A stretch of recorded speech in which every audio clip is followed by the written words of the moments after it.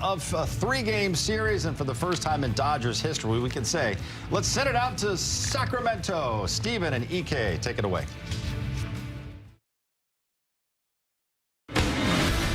Thanks, John. Happy Monday, everybody, and welcome to Sacramento and Sutter Health Park. The Dodgers and A's beginning a three-game series, the final three games of this 9-game trip for L.A. Wherever you may be and however you may be joining us, it's an honor to join you alongside Eric Karros. I'm Stephen Nelson. Kirsten Watson is with us as well. But, EK, the Dodgers have been rolling on the road, not just this trip, but even going back the last few weeks. Yeah, I mean, you take a look at what they're doing on the road right now, and they're scoring over 6 runs per game, but that's not an anomaly. If you look at what they've done all season long, they're first in Major League Baseball in scoring on the road. Again, over 6 runs.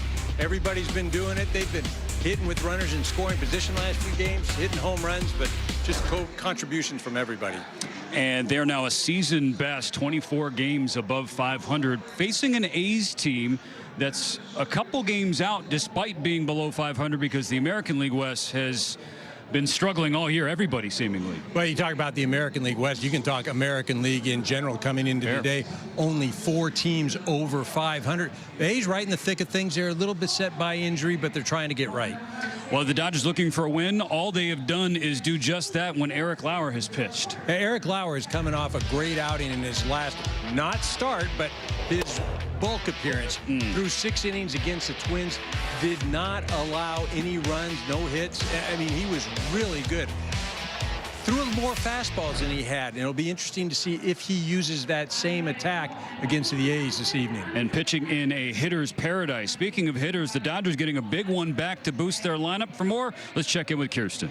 Thanks, Stephen. Well, Teoscar Hernandez is returning to the lineup tonight. It comes a little bit faster than expected. When you look at Teoscar, it's placed on the IL about a month ago with that hamstring injury, and they expected that it was going to take about 4 to 6 weeks at minimum. He told us this afternoon that he started feeling better, 100% at about the 3-week mark, then did his rehab assignment, played in 4 games, and now is making his return today. He feels really good when it comes to his hamstring, being really strong. He attributed a lot of the work he put in this offseason to leaning out and getting stronger to the health of that hamstring right now. So ultimately, he feels good, and he's excited to get back and to contribute to this offense, guys. That's certainly the hope for the Dodgers as they kick off this series against a talented lefty in Gage Jump. The first pitch from Jump to Shohei Ohtani awaits you on the other side of this break on Sportsnet LA.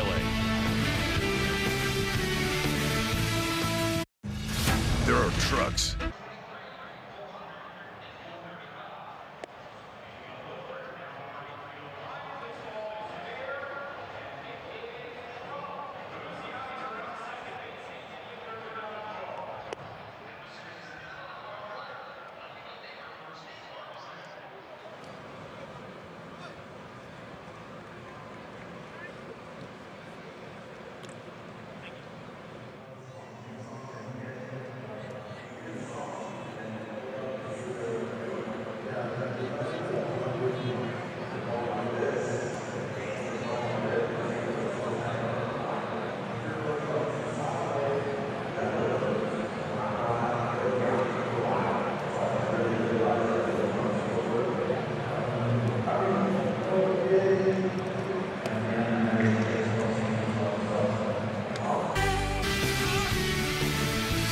Back-to-back world champion Dodgers baseball on Sportsnet LA is brought to you by Carl's Jr. The real sourdough star is back at Carl's Jr. Get it for just $5.99 for a limited time. And by your Southern California Lexus dealer, who invites you to test drive a Lexus today. Back inside Sutter Health Park, the temporary home of the Athletics, in between their stop between Oakland and Las Vegas. Shohei Ohtani getting ready to lead off, and all he's done the last 39 games is bat .359 at the plate, an OPS above 1100. And he's still 3 home runs shy of 300. Freddie Freeman, it hasn't just been the last 5 games. Freeman's been on one for close to 40 games, but 10 for his last 19. And boy, I hope you held on to your Mookie Betts stock. Anybody who's selling that is kicking themselves, to be sure, as Betts has found his form the last few weeks. And those are 3 of the first 4 atop the Dodgers batting order, presented by your SoCal Helpful Honda dealers. Andy Paez is batting second. in center field. Following Mookie Betts, the return of Teoscar Hernandez in left. Kyle Tucker will bat 6th in right. Max Muncy at third. One of 2 Max Muncies in this game starting at third. Miguel Rojas is at second, and Dalton Rushing doing the catching.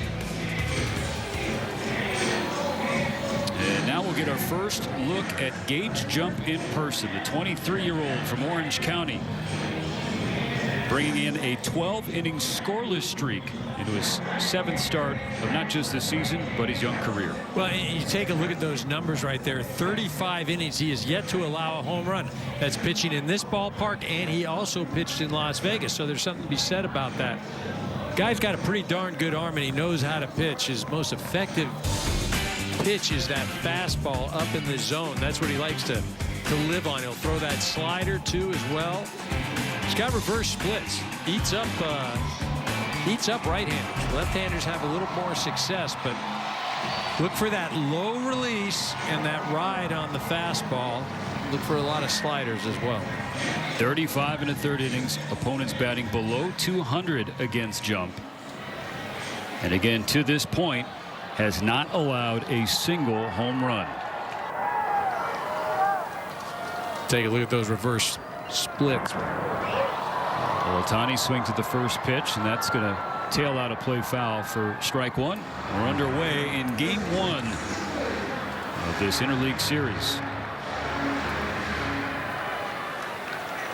The OPS for Shohei on the year at .950, a .412 on base, pacing all National League hitters, and he's been on base in each of the last 8 games. Jumps 0-1. Down the pipe, strike 2. There's the upper 90s fastball.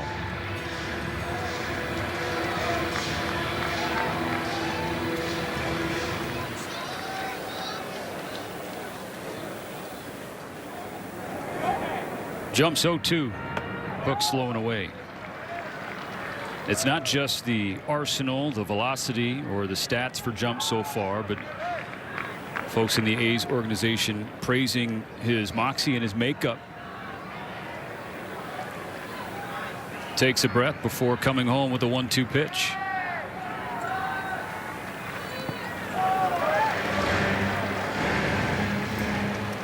You talk about the makeup. He's always been able to pitch. Used to watch him when he was throwing the ball for Jay Serra down in Orange County. Local product, and took himself to UCLA, ran into Tommy John, transferred to LSU, and just found his way to the big leagues. Comes home with a 2-2. Ohtani bounces it to the right side, played by Kurtz. And there's the first out. One thing about Jump is he's never, the moment's never too big for him. Any challenge, he's ready to accept it, he's ready to tackle it, and he believes that he's going to come out on top. Here's Andy Pages, 3 for 10, 3 walks, was hit twice in San Diego, scored 4 runs.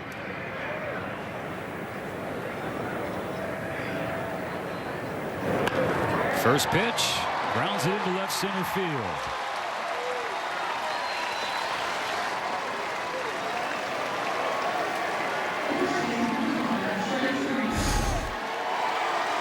.95-mile-an-hour four-seamer.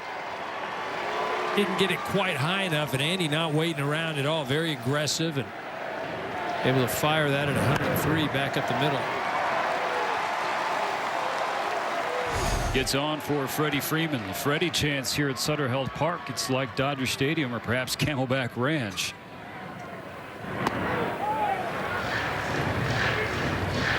Freeman was 5 for 11 against the Padres. Was 0 for 3 on Sunday, which ended a 4-game multi-hit streak.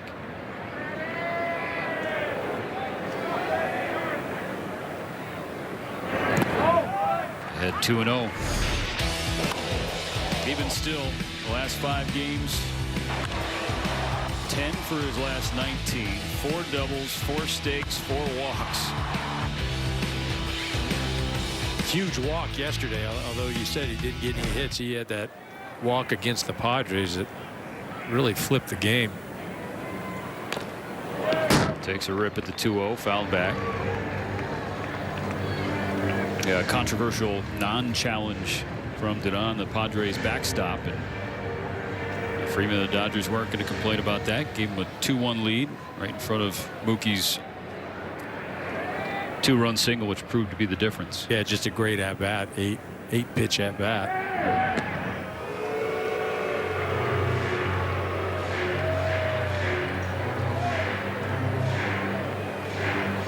Got a little shadow going right now, right?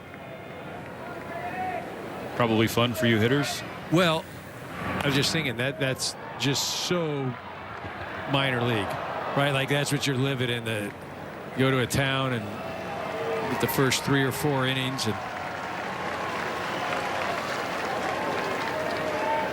getting a full complement of the shadows this evening.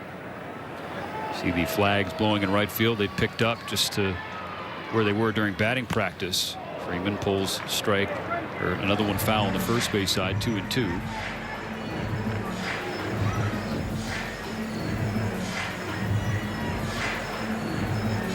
It's only the second strike that Jump is recorded on an off-speed pitch. I should say on a non-fastball. 5 for 5 with fastballs and strikes so far. With Pages on first and 1 out in the first. Jumps 2-2. Spoiled by Freeman. Oh, in Freddie's terms, the swing's in a good spot. Getting to fastballs. He's not chasing. He's being stingy in the zone and doing damage there as well. All great ingredients for an offensive run that's approaching 40 games. He's been on base in 32 of the last 36. It'll be the second disengagement from Gage Jump. Pages takes off. Freeman is jammed, pulls a roller to second. And it's underhanded by Kuroda Grauer, who's making his major league debut. Out number 2, Pages now in position to score.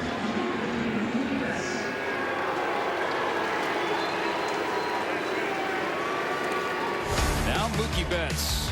Well, what has impressed you the most, or have you the most excited about Mookie watching him lately? Well, I think just the fact the at-bats, the presence going up to the plate. I mean, it sounds kind of crazy to say, but he just looks like something's going to happen. And as a fan watching him, like, I believe the way he's walking to the plate, the way he's digging in, something good is going to happen, and it has. And the bigger thing is that now Betts himself believes 100% it's going to happen. On an 0-1. Puts the fly ball to right field. Butler drifting over, makes the call in, the catch. So Pages is stranded on the bases. A 0-4 jump. Here comes Eric Lauer for the bottom of the first, right after this.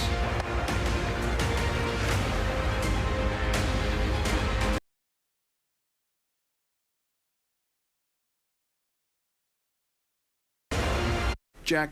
Well, the A's have lost 6 of the last 8 games as they kick off the 6-game homestand tonight. And here's the starting lineup. Henry Bolte leading things off in center field for Mark Kotsay. Shea Langoliers will bat second, catching. Reigning Rookie of the Year Nick Kurtz is at first. Jonah Heim, the DH. Colby Thomas in left. Lawrence Butler in right. Then it's their own Max Muncy, followed by Alika Williams and Joshua Kuroda Grauer. Eric Lauer's first offering is grounded right back to him. He spins around to whip it over to Freddie Freeman. What a play to kick off the night for Eric Lauer.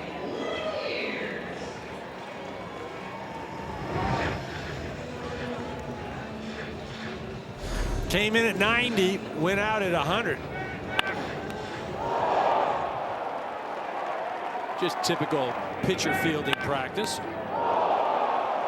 That is so sweet. Doesn't get any better than that. Dude, that was 100 off the bat. That's what's even crazier, right? There's glove work and there's glove magic. Okay. Now facing the slugging backstop Shea Langoliers. What about pure luck? No. Okay. That's practice and precision. All right, my bad. Pitchers are athletes too, EK. Right.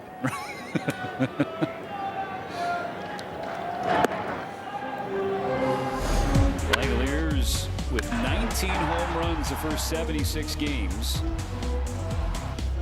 So the slug has tailed off a little bit after a torrid hot start. Well, and that's the thing. He's been struggling lately, and he's still over a fire. He's at 500 slug, and you talk about catchers in the American League, and it's he or Dingler with the Tigers when you're talking about guys that should be starting the All-Star game. Yeah, he's 5 for his last 16 during this 4-game streak. It's on the heels of a week and a half of struggle. Square count for Lauer against him. Old foul.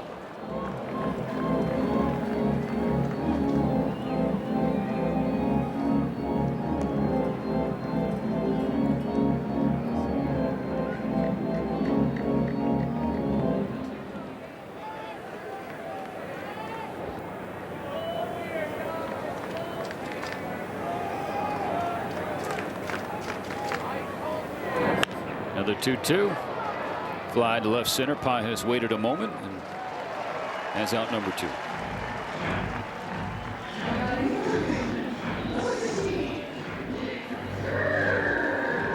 The 2025 American League Rookie of the Year now digging in. The first baseman, Nick Kurtz. I mean, you look at those numbers. There's one thing that isn't noted there. He's got as good a bat speed as anybody in the game.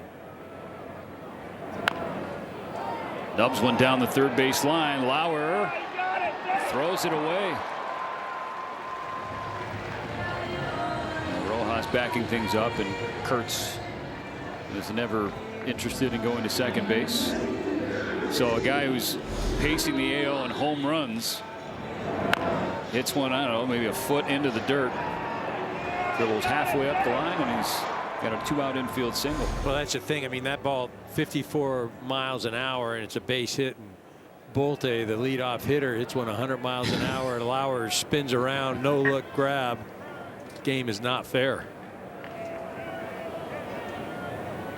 Now the veteran catcher Jonah Heim is the DH tonight.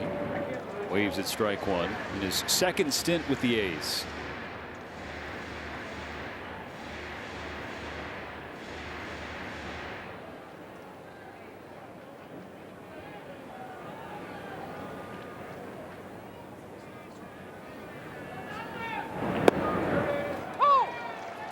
Oh, 0-2 in a hurry.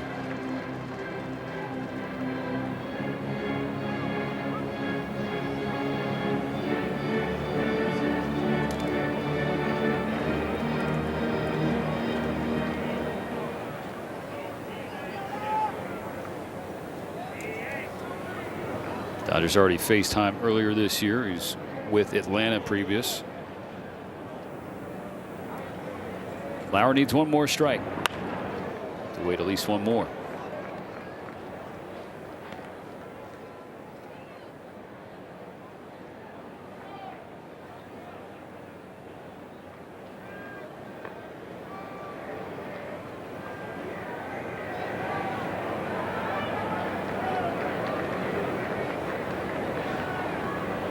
Runner goes, another 0-2, a ground ball right to Rojas. He just has to stand there and wait for it to beat Kurtz over to the bag. Scoreless first inning in Sacramento.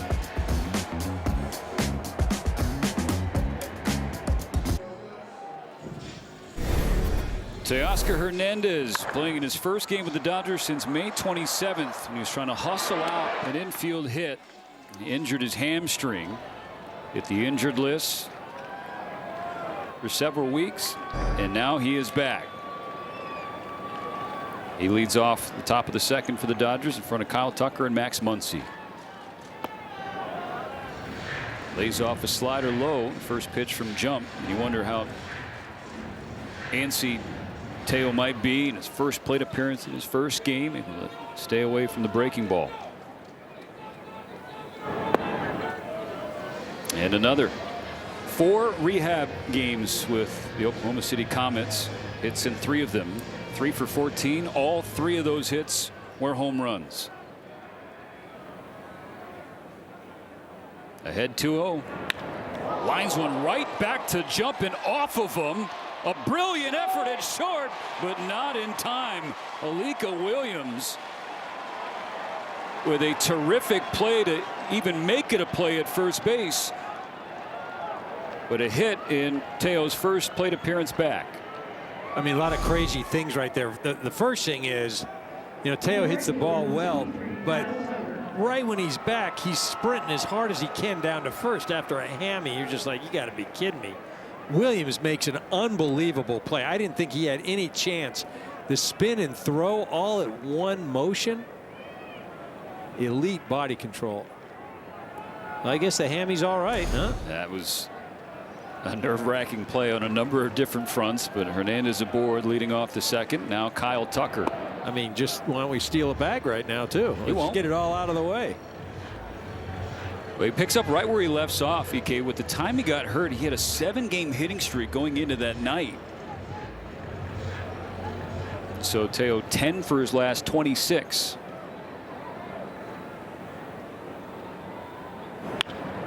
Uh-oh. Tucker with a fly ball right center field on the warning track. It is going to be dropped. It's going to drop in front of Bolte, who lost it in the sun.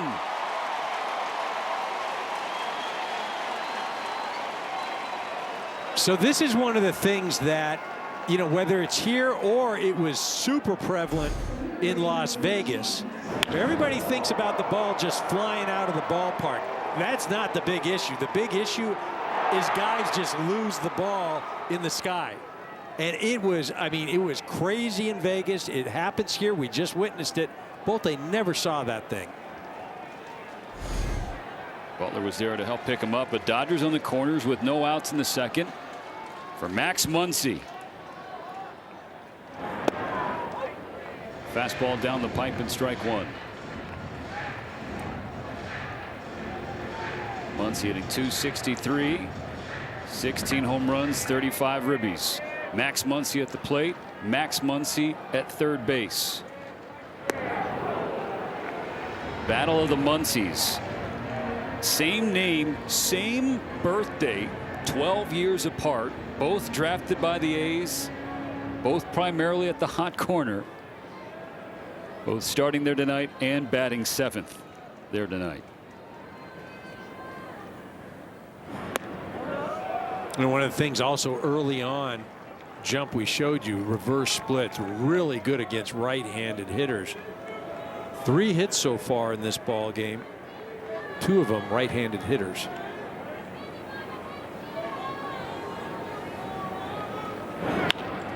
And a base hit to right field.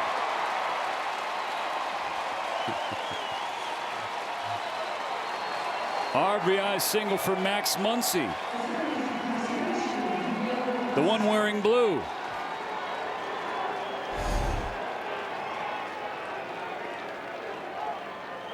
Max getting a hold of that slider and poking it through the hole. They're going to come out and give Gage Jump a break right now. He's having a heck of an inning. First you wear one, and then you have that crazy fly ball base hit. You're thinking, you got to be kidding me. And then Max hits a ball 90 miles an hour, finds a hole.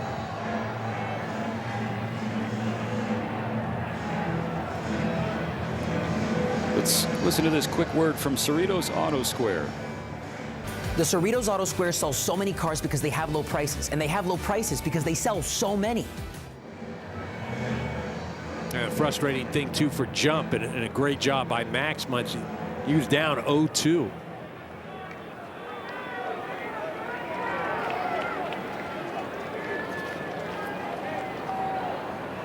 First 3 have reached safely, beginning in the second. Now Miguel Rojas. And Jump had given up 3 or fewer hits in 4 of his first 6 starts. Well, 4 hits the first 7 Dodgers to the plate here tonight. Now Rojas turns on a ball, but it's going to hook foul down the left field side.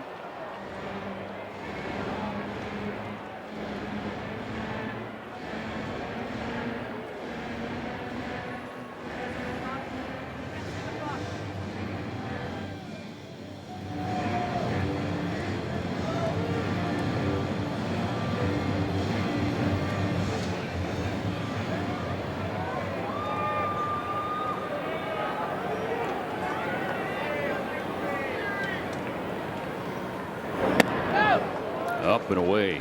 Advantage Rojas 2-1. So far, Jump has had 14 swings against him. Only one miss. This guy hasn't been generating a ton of whiffs, below league average in that particular category.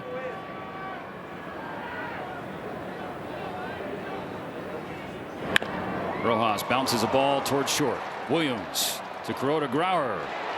Not in time to turn two. Tucker over to third. Rojas now on first with one away. I will say early on, the athleticism, these A's infielders, pretty impressive. Williams getting to that ball, and then you see the flip that he makes. Second baseman turns around the other way and still able to make a throw. And these aren't their normal starters. Their normal starting shortstop, Jacob Wilson. Second baseman, Zach Geloff. Both of them out injured. Now Dalton rushing. Can't check up on a slider downstairs.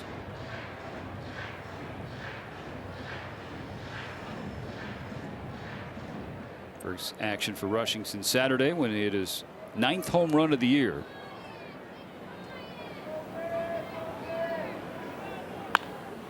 Pulls one through the right side to score Tucker. Rojas going to run from first to third. And the bottom of the order getting it done for the Dodgers in the second.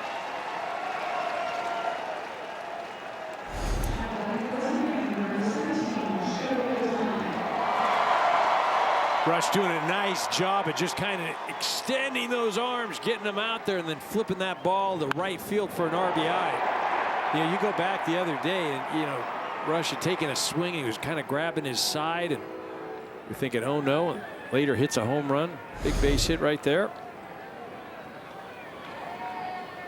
Dodgers still have the A's cornered with only one out. Ohtani back up there. Takes a fastball down the chute. I mean, we're getting on Jump pretty early here, and we did note at the beginning of this ball game has yet to allow a home run this season.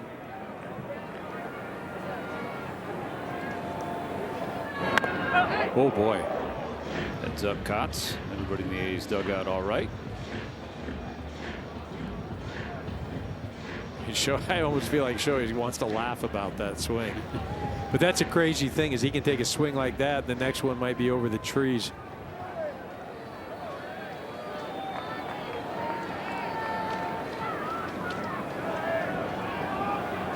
Here comes Jump with an 0-2.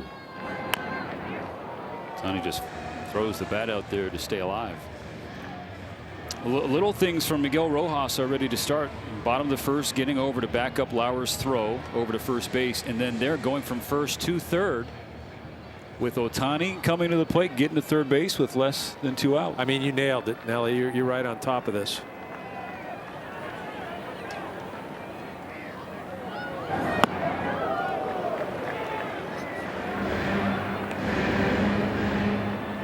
All right, we got shown a 1-2 count.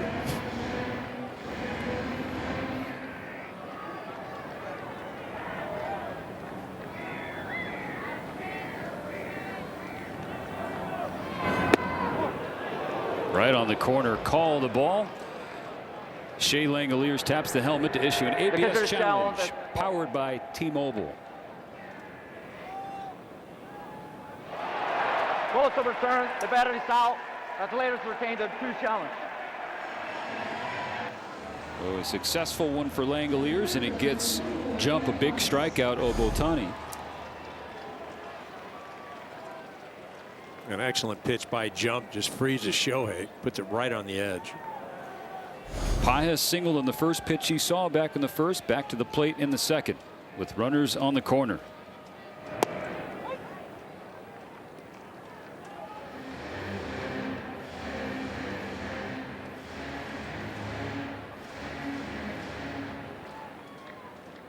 And he's been fighting for it at the plate, batting .211 the last 43 games. Fastball top the zone, 0-2.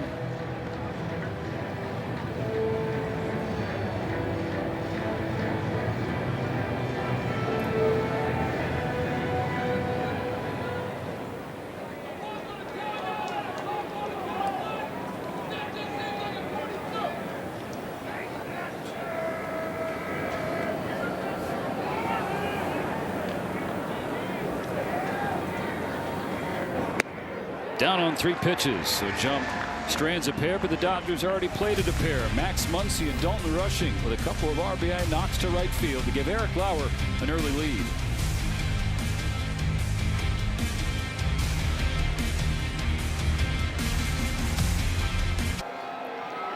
Some information on Sutter Health Park. Second season is the temporary home of the Athletics before the franchise plans to move to Las Vegas. More than 14,000 the capacity here, which is celebrating its 26th year in existence. Opened up in May of 2000 and is the AAA home of the Oakland A's. And the River Cats. You see Colby Thomas leading off against Lauer. Flies the ball toward right center field. Pages on his horse at the wall, and this one carries out of here. Colby Thomas with an opposite field poke for his 3rd home run of the season, cutting the Dodger lead in half.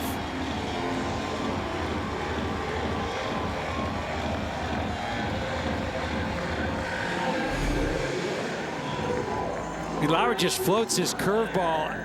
It's not a horrible pitch. 74 miles an hour. Comes off at 101. Thomas gets extended. Warm night here. That ball just carries. Wow. That is what Lauer said to himself on the mound after that one got into the pen. Strike 1 on Lawrence Butler. It's a big swing for Thomas. He is ice cold going back to late May. 4 for his last 42 before that swing. First home run since June 3rd. Now somebody who is starting to warm up. One of the more talented A's that they have on the roster, Lawrence Butler. With a big 2024.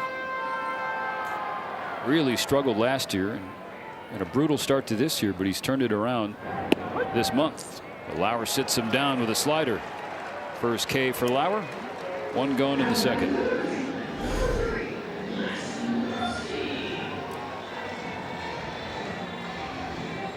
Gets rid of him with that slider right there. Nice pitch. Rebounding after the home run. 6 more strikeouts for the Dodgers staff to get 7 total. We'll get you a free Jumbo Jack on Tuesday at a Jack in the Box in LA after the purchase of a large drink. Now the other Max Muncy, a local kid, product of Thousand Oaks High School. First round pick for the A's in 2021, 25th overall.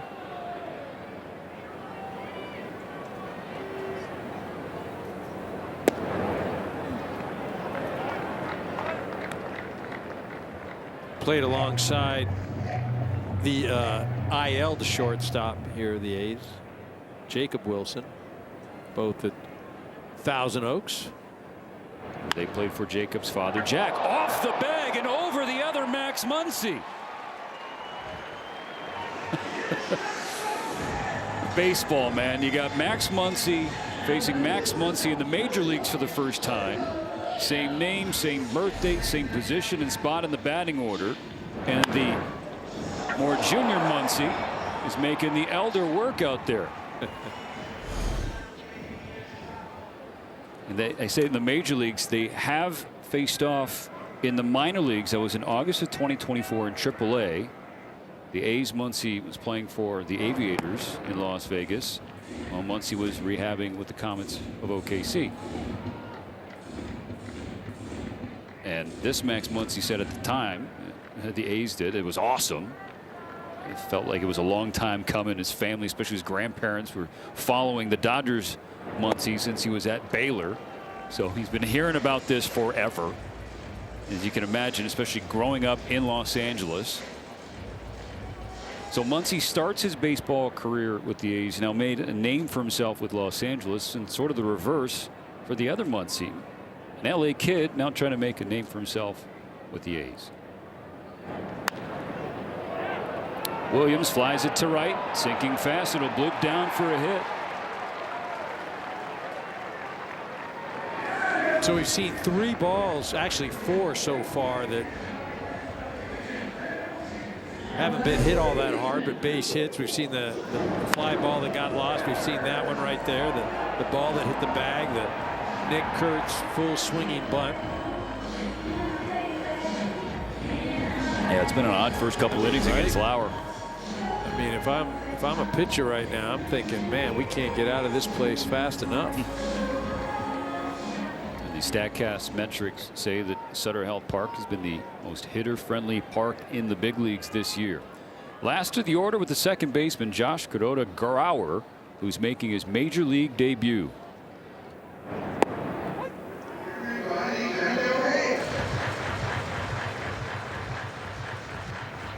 Last two hits came off the bat, 80 miles an hour and 65 miles an hour.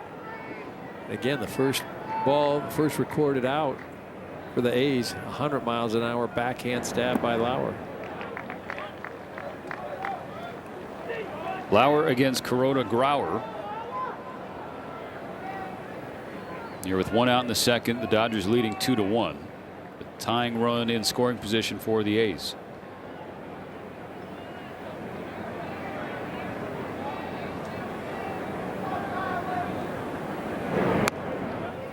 Two and one.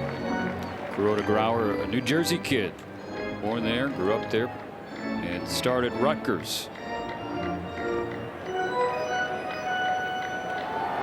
One of the comps that he has heard for his game, Jacob Wilson.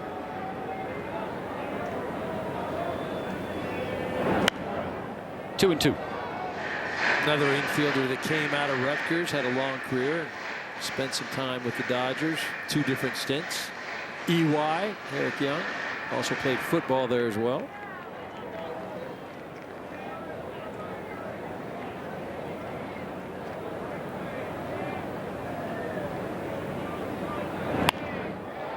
And that's just filleted into right field to tie the game.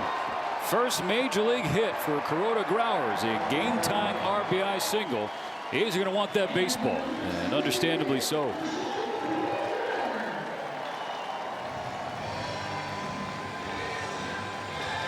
I mean, congratulations to the young man.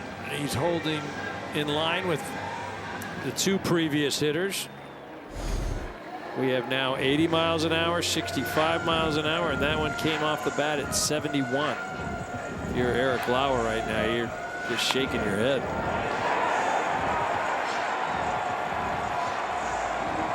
Prompts a mound visit from Mark Pryor. The bottom half of both orders getting us started on this Monday.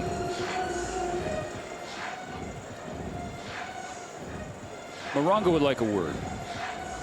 Catch Thunder from Down Under live July 17th. Morongo.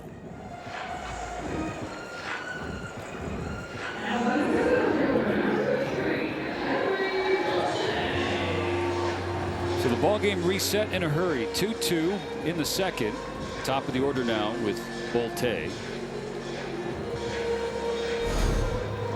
And once Grauer got to first base, is a Hall of Famer telling him, hey, congratulations, kid.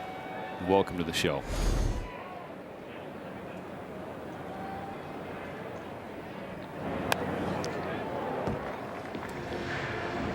Bolte grounded out in that highlight play made by Lauer.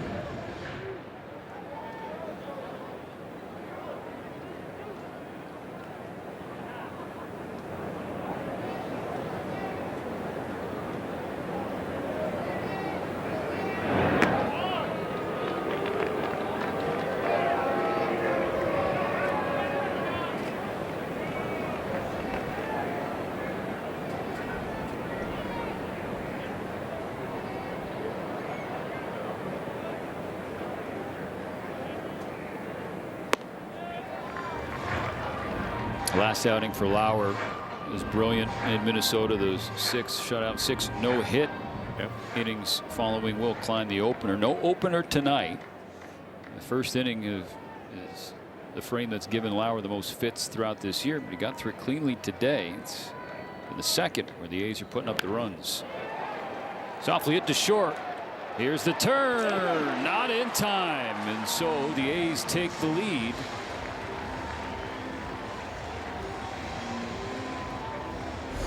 The soft contact really burning Lauer. And this one's 61 miles an hour. You're not going to get Bolte, this guy's as athletic as there is in the game, and you see he's a foot past.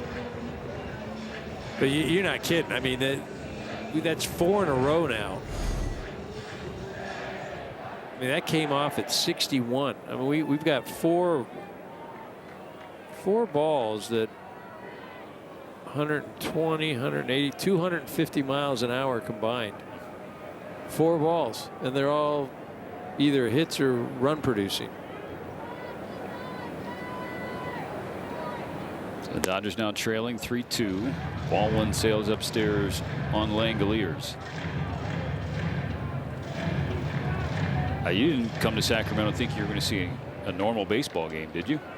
Well, no, but I thought I was going to see some balls in the alley and some, coming off the bat. Stolen base for Bolte.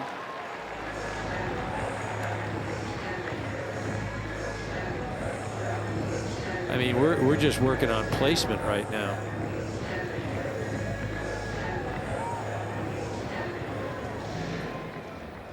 What's even more amazing is we're only in the bottom of the second. Yeah. Got 3 days of this. Yeah. Can't confirm. On the ground to Muncy. Handles it with the backhand. Nicely done to end the second inning, but a crooked number for the A's to go from 2 down to 1 up onto the 3rd.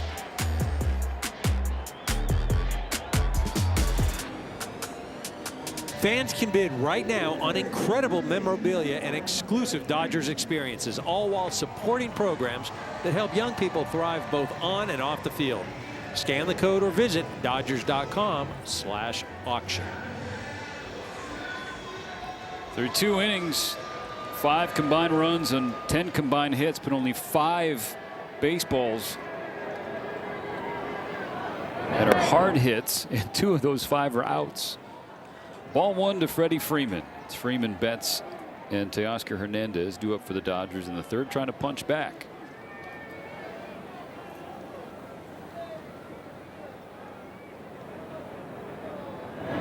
They have this metric. It's expected average, and it takes into account the velocity, the angle, where you're hitting the ball, that sort of stuff.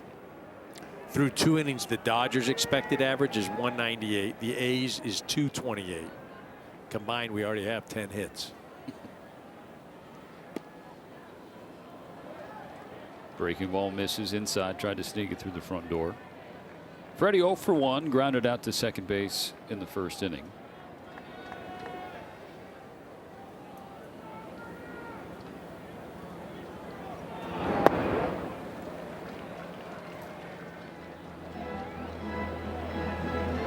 Gage jump.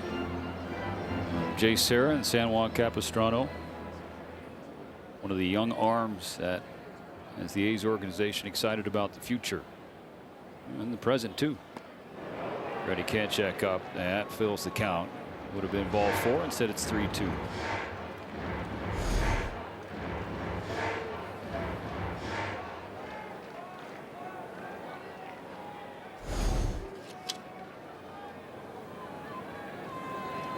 The payoff from jump. And Freeman ropes a base hit into right field. So now a 14-game on-base streak for Freddie.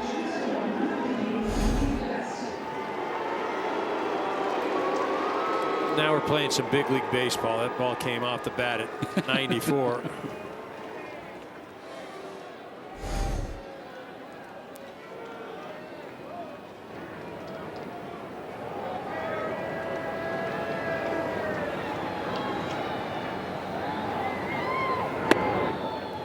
Ball 1 to Mookie Betts. Like Freddie was retired in the 1st inning. He flew out to right field.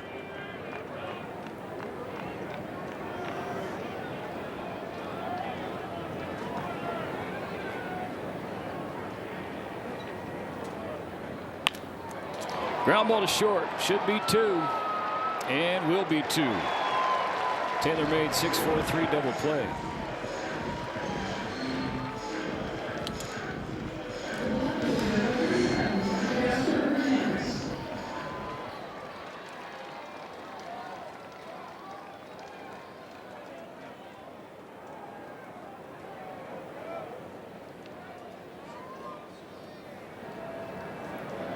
Teoscar Hernandez led off the second with a single, came around to score the first run of the game. Dodgers down though 3-2.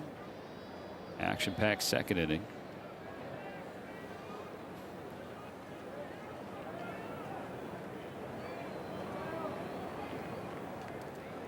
Dodgers have grounded into the most double plays in the majors this year. That's just added another to that total. Number 71.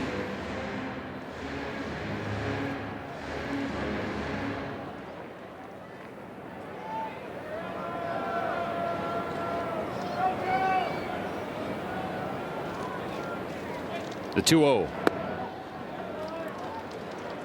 Call ball 3. It's right at the top of the zone. No challenge from Langoliers.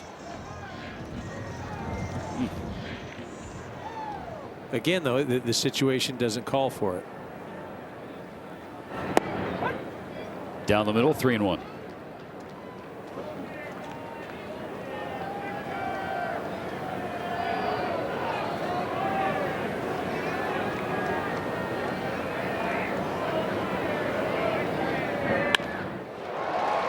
Smashed the other way. Hernandez 2 for 2 in his first game back.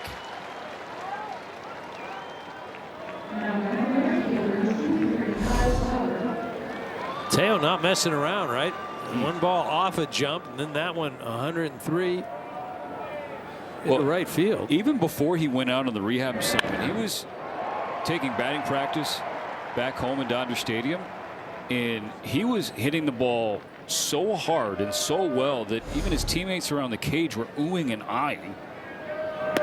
And Teo himself was jokingly, but maybe not jokingly, telling the staff, like, hey, I think I'm good to go. Right. If you want to activate me tonight, I don't need to go anywhere.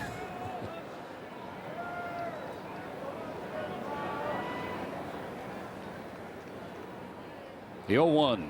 Kyle Tucker slashes it foul. Behind quickly 0-2.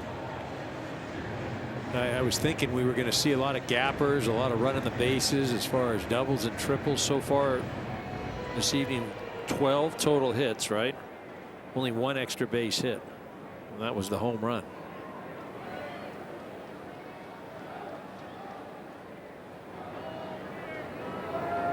Jumps 0-2. Hooks away. Death by 1,000 cuts, right? The center fielder thought Tucker had hit close to a home run. He was waiting for it on the warning track and then dropped 50 feet of the wall, a sun ball for Tucker's second inning single.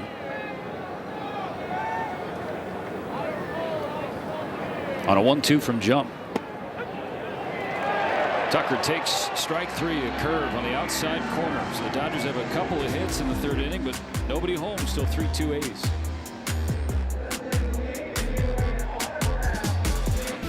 Back-to-back world champion Dodgers baseball on Sportsnet LA is brought to you by Morongo Casino Resort and Spa. Less than 90 minutes from wherever you are. Good times.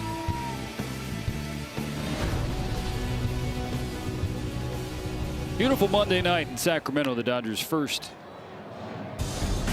against the A's, and StatCast 3D illustrating the laser show. See that one ended up in the seats 101 miles an hour, but the rest, man. But they're finding holes. That's all that matters. Big swing and a miss from Kurtz against Lauer, strike 2.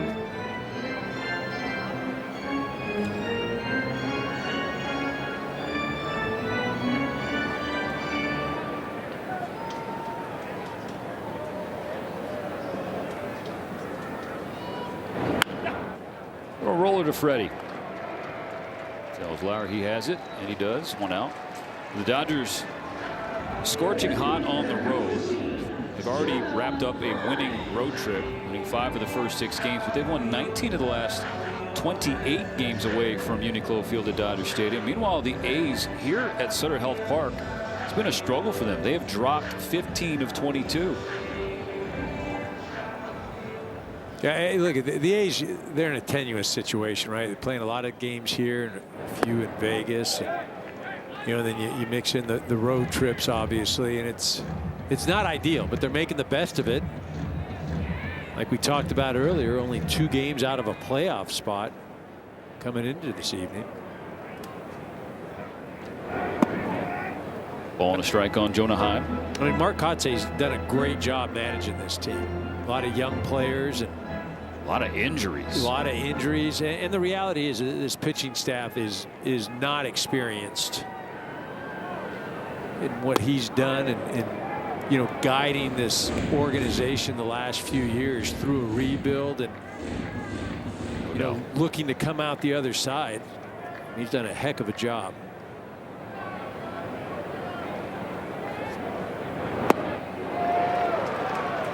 Heim swings over the top of the cutter, 2-2. A's have the highest home ERA in baseball. Comparatively, they're the 5th best mark on the road. But again, it's you know, if you're similar to the Rockies, right? You're gonna pitching at home is no fun. That's a 2-strike base hit with 1 out in the 3rd.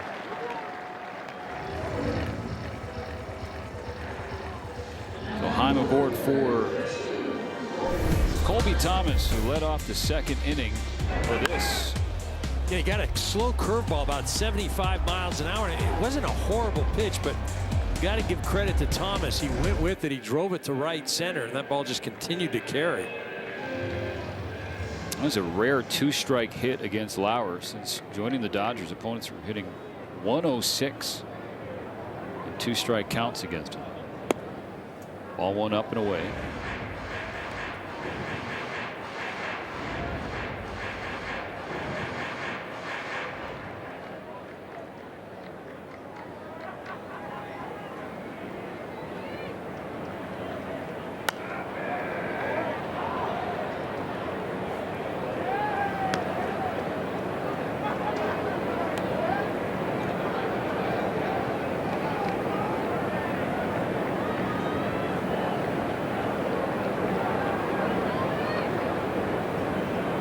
One out, 1 on, 1 ball, 1 strike. Now 2. This is Lauer's 2nd time facing the A's this year. Made his season debut against them March 29th and picked up the win. 5 1/3 innings for the Jays. A couple runs. Season high 9 punch outs.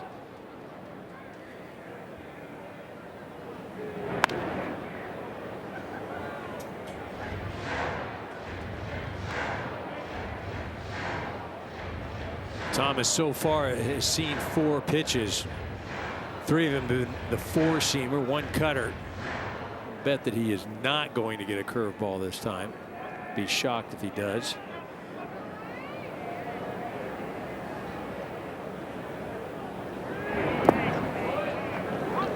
Change up in the dirt, 2-2.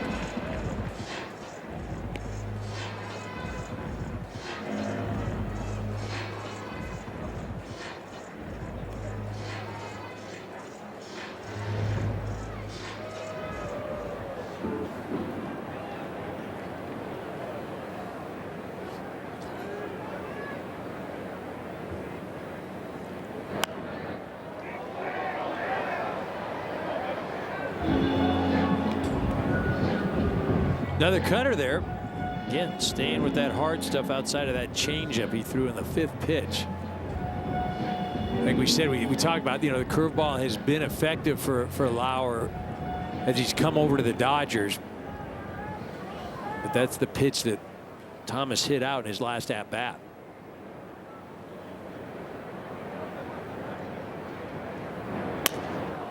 Broken bat, bloop to left and down.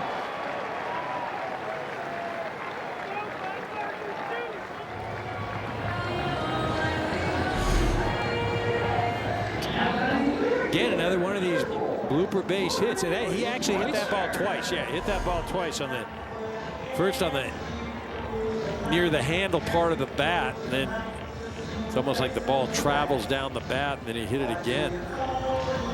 Only counts as 1 hit though, not 2. Or Hunter Pence back in the day. Yeah, back in the day. That was times. That was like the first time I saw anything like that.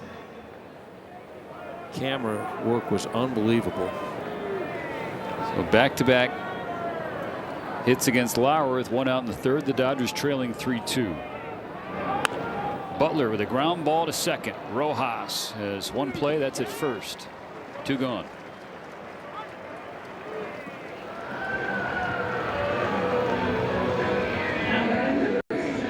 Performance Spotlight sponsored by your Southern California Nissan dealers. If your name is Max Muncy, you're 2 for 2 with a ribby and a run scored.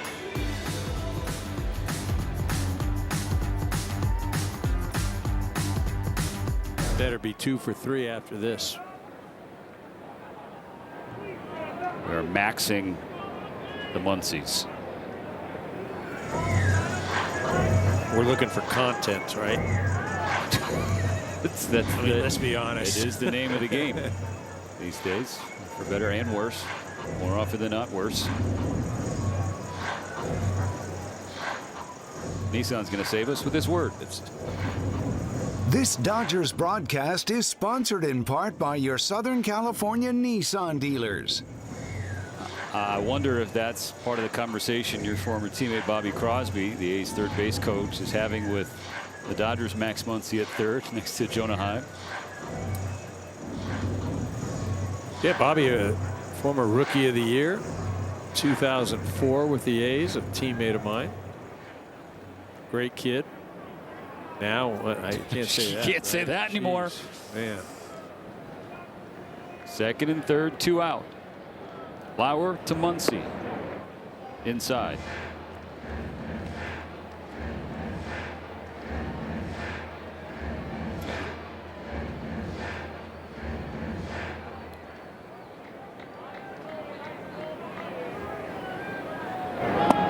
Now another quirky connection between the two Muncies. The Dodgers Max is from Midland, Texas.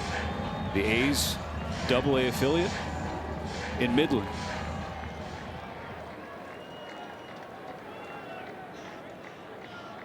The 2-0 pitch catches the inside edge.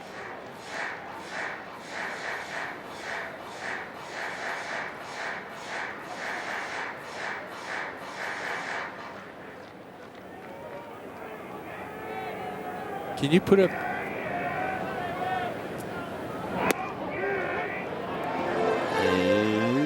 Called ball 3 right there on the outside edge. This second and third, 2 out. Instead of 2 and 2, it's 3-1. Okay. Same area, called a strike. Nice.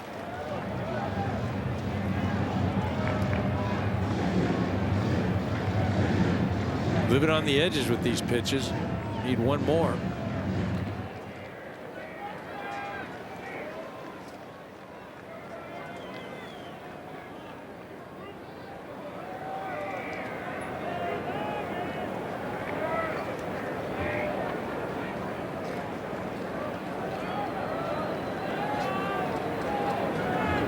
Two in scoring position, 2 down. Lauer's payoff. Misses in, ball 4 and a walk to load the bases.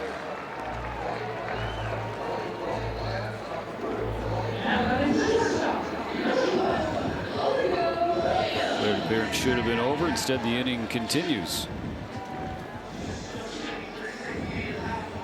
And Williams in his last at bat had that little blooper into short right field.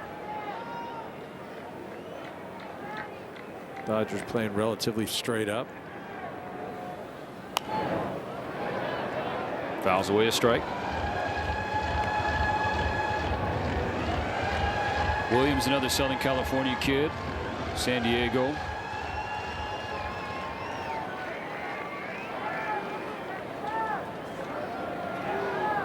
A's have loaded the bases against Lauer in the third. Already leading the Dodgers 3-2.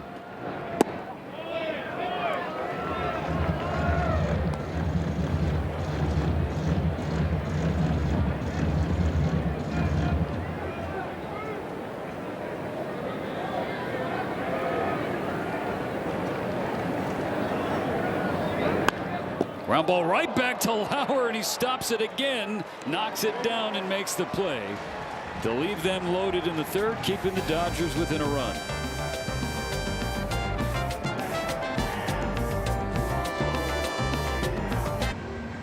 The final final phase of the 2026 Konami eBaseball MLB All-Star Ballot is now live. Scan the QR code to vote or visit MLB.com/vote. Max Muncy should be in Philly as an all-star. He leads off the top of the 4th. The Dodgers trailing the A's 3-2 in the series opener. And the Dodgers all-star finalists. Ohtani is already in for sure as the top overall vote getter in the National League. But Will Smith, despite the injury, Oscar Hernandez, despite his own injury, both reaching through to the next stage as finalists. Freeman, Betts, Muncy, and Pages, the other Dodgers.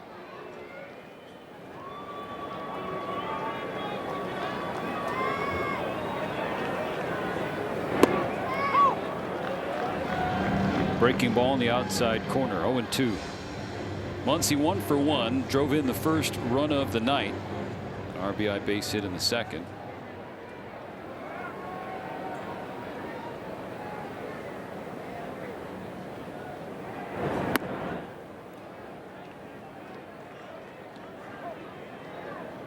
Facing the organization that gave him his professional start. He's drafted him 5th round of 2012, 96 games with Oakland, where they cut him loose. Now a Dodger. Rocket to right. Max Power and Maximum Muncy.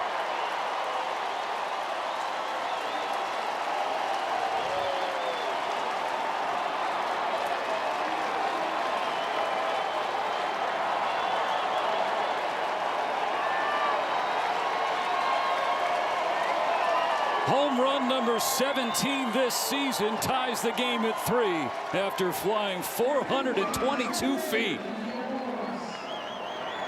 Max, another great at bat. In his previous one, he had fallen behind 0-2, got the count 1-2, base hit. Same thing here.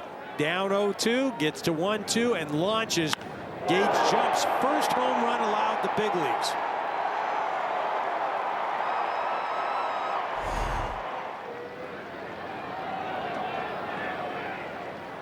.226 with the Dodgers. Now 2 shy of the Penguin.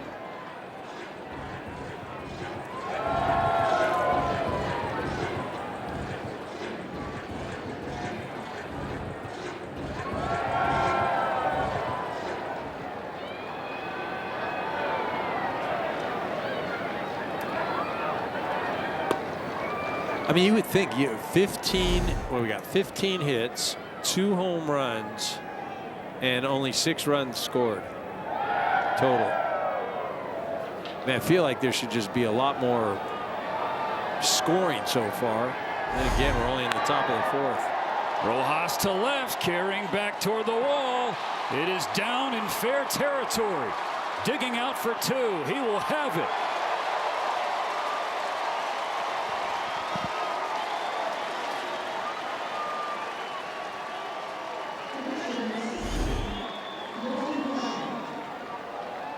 Rojas gets that 4-seam fastball, able to turn on that thing, a sharp line drive.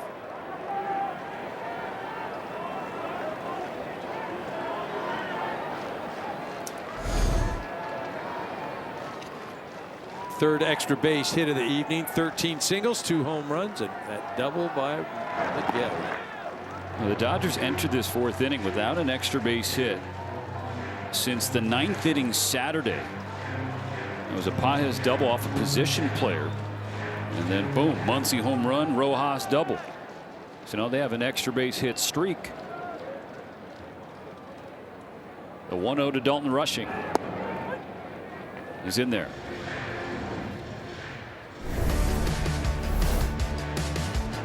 Rush had a nice RBI base hit. Flipping it out to right field. Took an outside pitch and hooked it.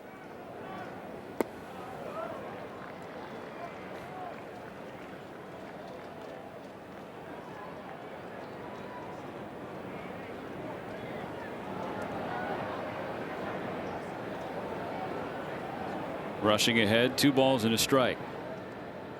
No outs in the 4th, tied at 3.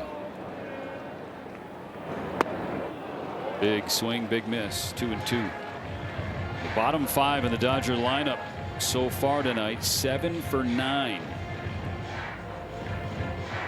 7 of the 9 Dodger hits as well. And they're responsible for all 3 runs. Looking for more on this 2-2. And rushing can't check up. 4th strikeout for Gage Jump. First out of the 4th.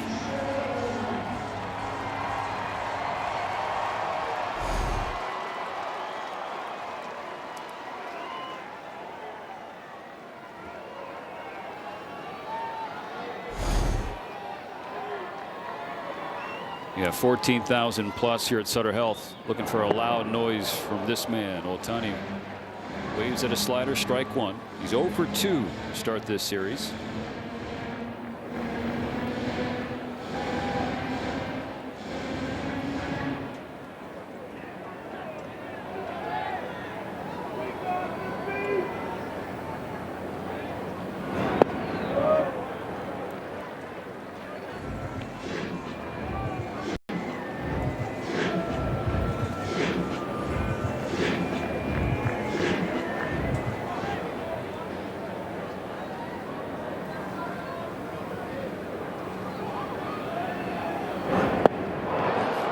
Chases a breaking ball low again.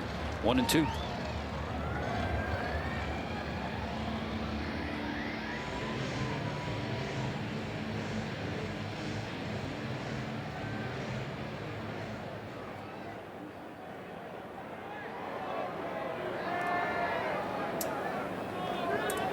Pitch number 71 already from Gage Jump. His 1-2 is spiked.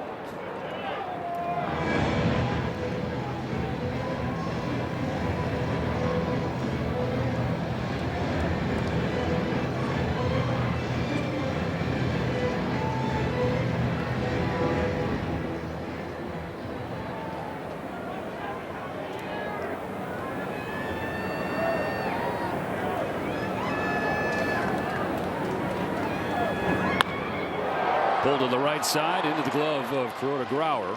Rojas back to the bag in time. 2 out.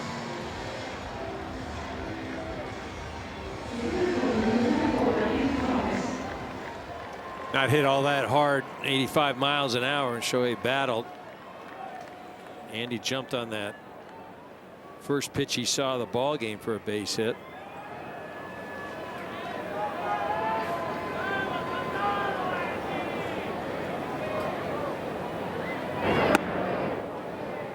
Fastball runs in, ball 1.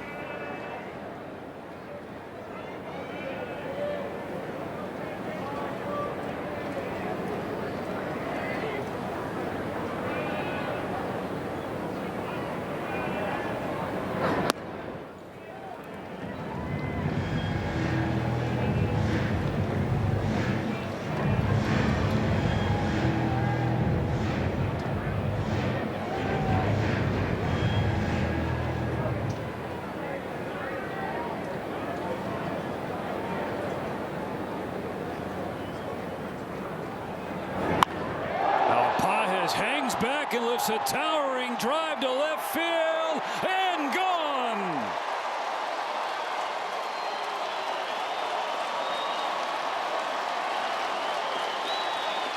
The first home run in 20 days for Andy Pages puts the Dodgers ahead 5-3.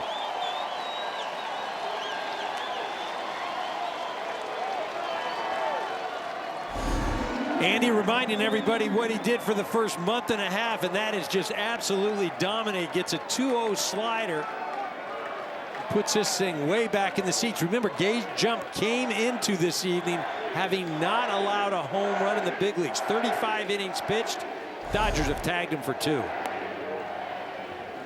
And in Teoscar Hernandez's first game back, Andy Pages breaks a 17-game home run drought.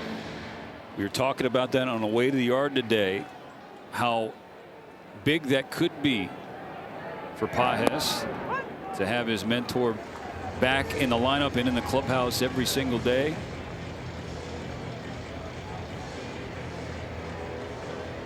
Yeah, I mean, you know, you just wonder, right? Is it coincidence? Is it not? But you know, Andy is looking to get on track and get ready to make a great showing in the All-Star game, and jumped on that first pitch this evening for a base hit, and then gets himself into a 2-0 count. Absolutely sits on that one. Freeman tips it. So, inning not over yet. Count still 1-2.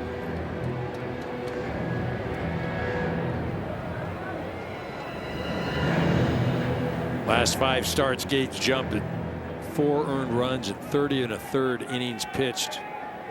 Tonight 5 earnings and 3 2/3 innings. Pitch number 80 misses and squares the count on Freddie. I mean, anytime you have to face the Dodgers offense, no fun. But put him in this environment here, ease.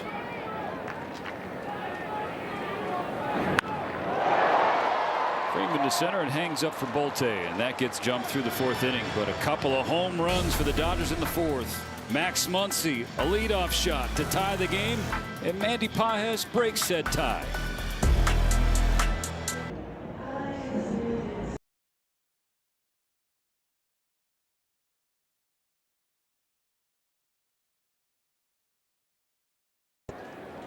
Dodgers 5, A's 3.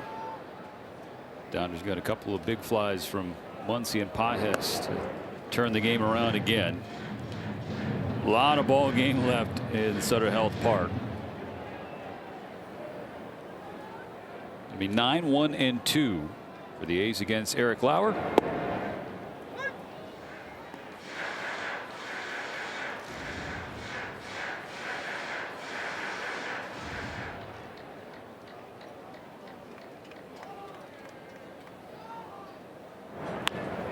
Ground ball to Muncy, gobbles it up. 1 away.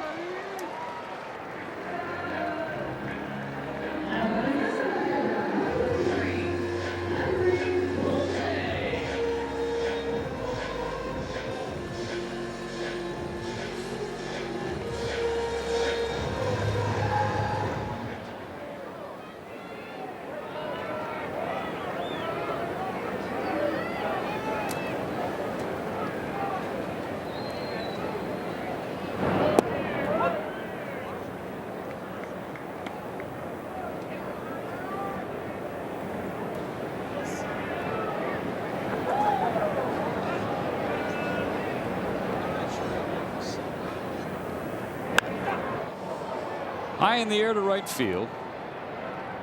And shadows not a problem for Kyle Tucker.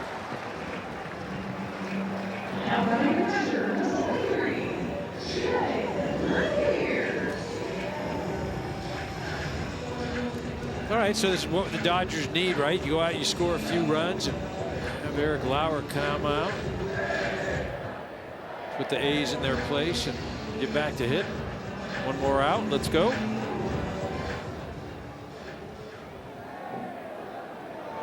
Tough out to get. Shea Langoliers starts him off with the curve away.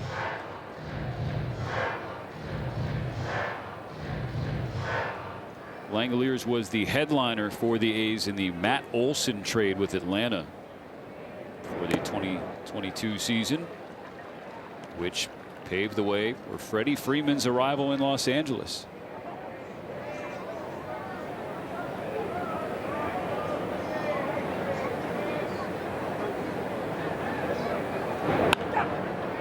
Popped him up. Shallow left. Teo hustling in. It's the first normal 1-2-3 inning we've seen so far.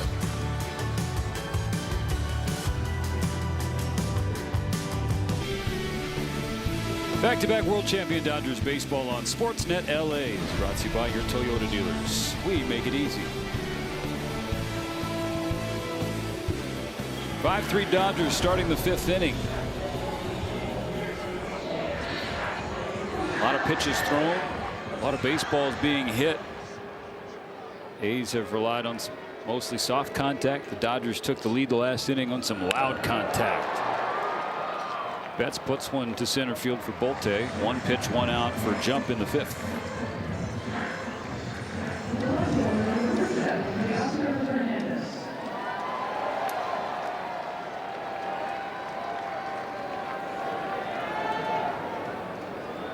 That'll bring up Teoscar Hernandez, who's 2 for 2, a couple base hits and a run scored.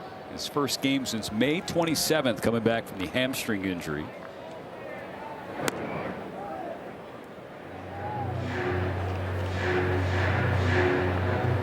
A's bullpen alive. Lefty Matt Crook. You know, they've been a little better as of late, but on the whole, not good if that A's bullpen has to come in. Ooh.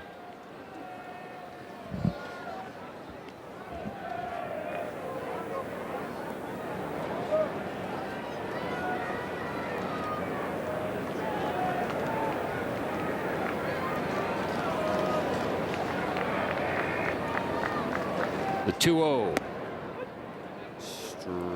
Quote unquote strike one.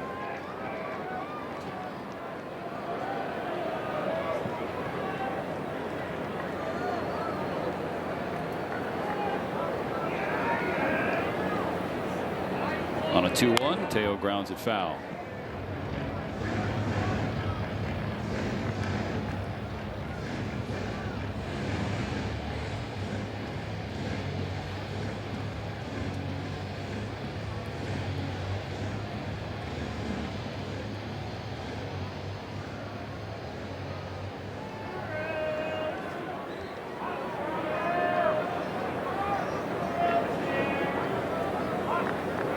Jumps 2-2 to Teo. Down and in, full count.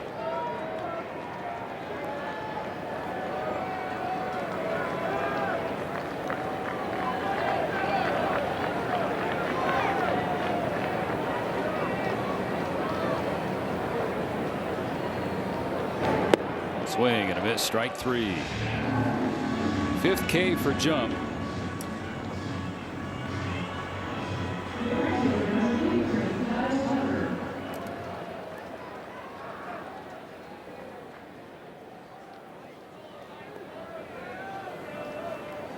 Kyle Tucker 1 for 2, singled and scored in the second. He's 4 for 12 in the weekend set down in San Diego. 3 hits Saturday night, including a home run. But he told Kirsten on the field afterwards he didn't love his swing. I asked him, Tuck, what are you looking for in that swing? He's still trying to get the punch through with his left hand, his top hand. Through the baseball and through the zone. Well, that's the thing. It doesn't matter so much what the results are outside of, yeah, it looks good statistically and maybe the fans will be happy, right? But you as a player, I mean, you want that feel because you know that that's something you can replicate. It doesn't have much to do with just good fortune or luck. You know, that's nice, right? That ball came off the bat. You know, and those are the things right now. You've got a 2-hit ball game. Yeah, the first one wasn't great, but you'll take it. But that right there, you know, hopefully that felt right. It came off the bat right, you know, 106 miles an hour. But that's the thing. As a hitter, you can do all the drills, you can do everything you want, but you have to feel it. It has to feel smooth. It has to feel powerful, all those sorts of things. And hopefully he's on the road to finding it. He's not going to let Max Muncy see Jump again. Pitching change in the 5th.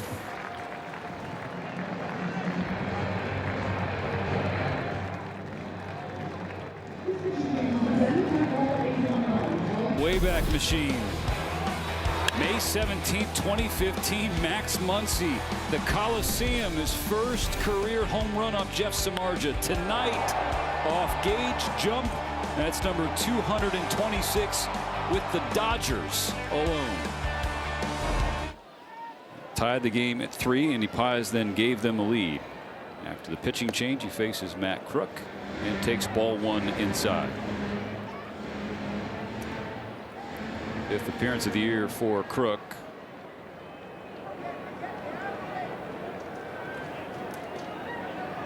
Sweeper, sinker, change guy.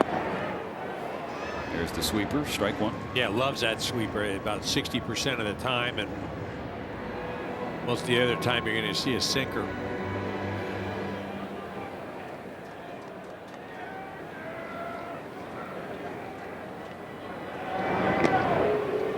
How about Muncy against Southpaws this year? In 2025, EK hit a .157, OPS of .564 left on left. This year he's got better average, higher OPS than he does against righties. Yeah, it's one of those things too. You start the season and you get a few hits, you get some confidence, and again, this game can be so mental. You know, believing in yourself. And there's nothing better to support that when you have some success. And you know, Max has just continued to strive against left-handed pitching.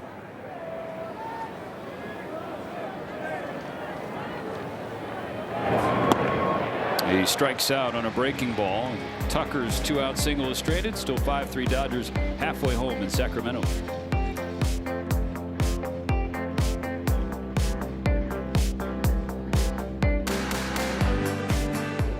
And get your exclusive Dodgers Hawaiian shirt presented by King's Hawaiian on July 4th. Shoots, brother.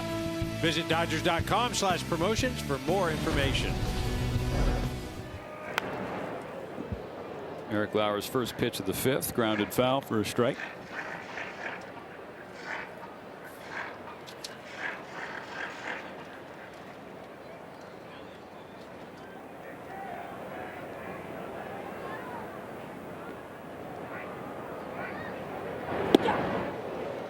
Big swing and a miss for Lauer from Kurtz. First baseman single in the 1st, grounded out in the 3rd.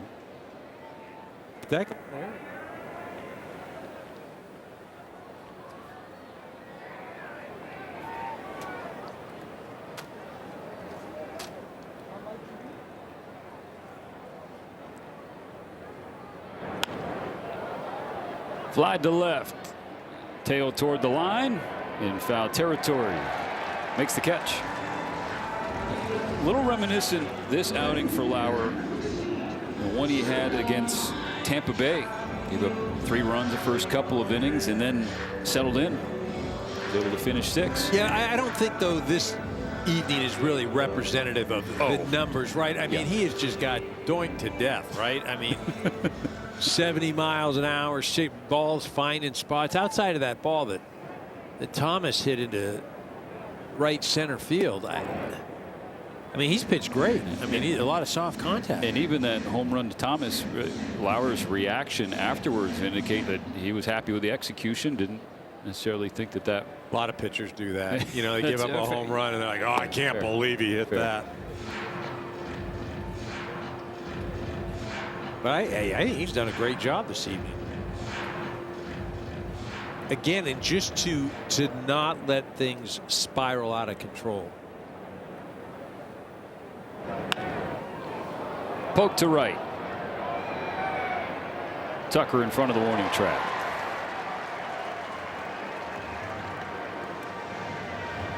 Brock Stewart.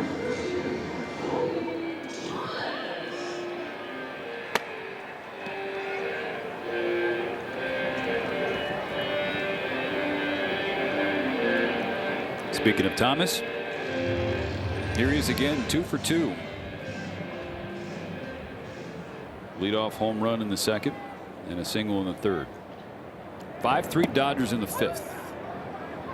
Strike 1 for Lauer.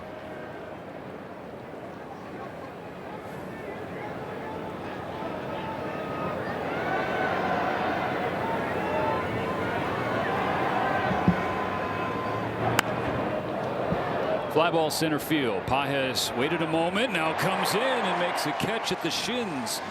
Back-to-back 1, 2, 3 frames for Lauer. 5 full behind us. The Dodgers ahead.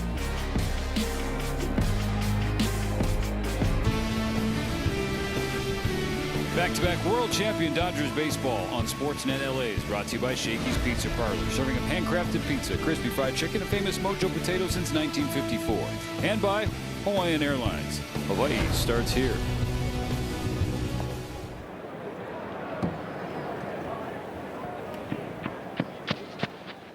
ball to Miguel Rojas. First pitch of the 6th inning. The Dodgers up on the A's 5-3. Rojas doubled and scored on Paz's homer in the 4th. His last trip up there.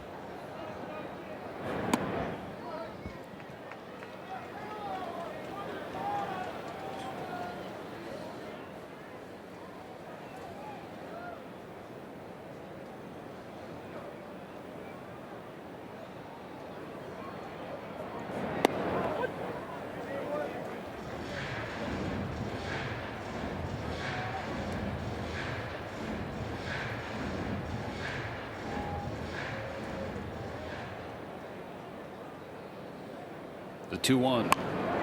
Rojas is going to drop down a base hit. Second hit of the night.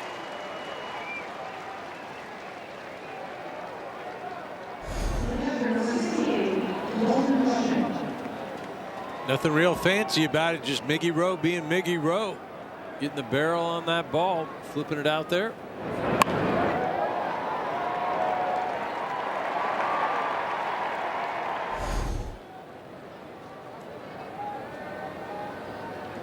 Now Dalton rushing, bottom of the order. Shohei on deck.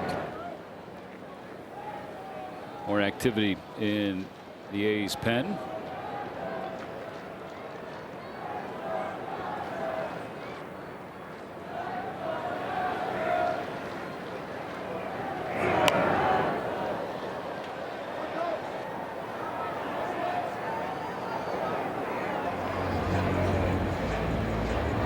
Five different Dodgers this evening have multiple hits. And 5 total hits in Sunday's win. You know, all those hits too, singles. Right? Neither one of these ball clubs had extra base hits yesterday. Dodgers kind of crazy. That's their first win this year without having an extra base hit. A's still, I believe, 0-5.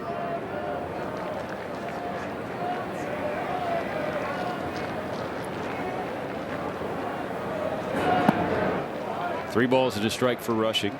Speaking of the Padres, just got walked off against by the Cubs at Wrigley Field. Seiya Suzuki off Mason Miller. So the Dodgers leading the division 10.5 pending the result here in Sacramento. I didn't even know he was still on the team. We didn't see him once in San Diego, did we? That's true. He did not make a single appearance. He did get up in the pen. The first 2 on the bottom of the order. EK again producing here in the 6th.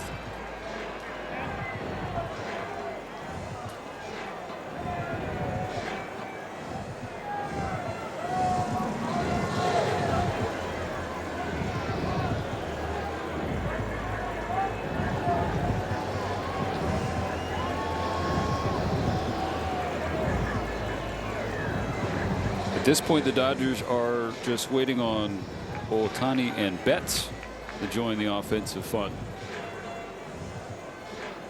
Only 2 without a hit.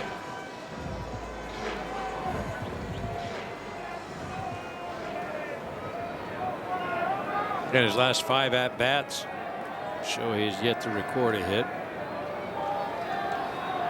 A couple of strikeouts. Looking for him to erupt right here, right? Really open up this game, get a hold of one.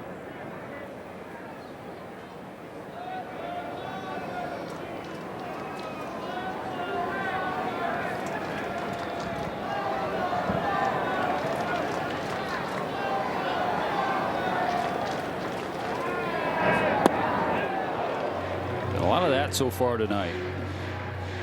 Swinging and missing on breaking balls beneath the zone. I mean, Shohei this year on the breaking balls versus left-handed breaking balls, 7 for 42 with a 167 average. And that is the pitch type, breaking ball, that has been the big issue, the big deficiency for Ohtani in his 2026 season.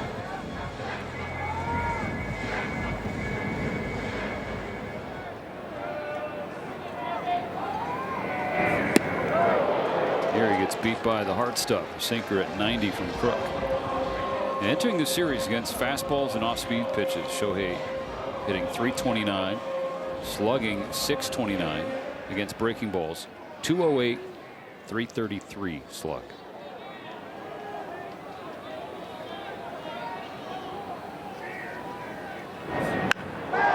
There's some slug.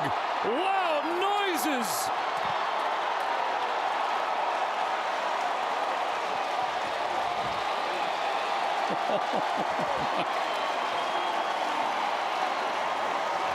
That's what the folks came to Sacramento to see.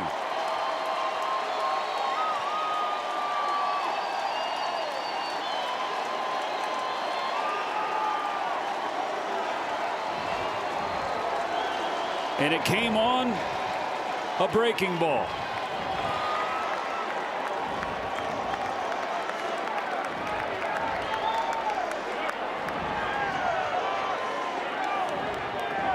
'18th of the year for Ohtani, his 8th in the last 19 games. Knocks Crook out of the game, gives the Dodgers an 8-3 edge.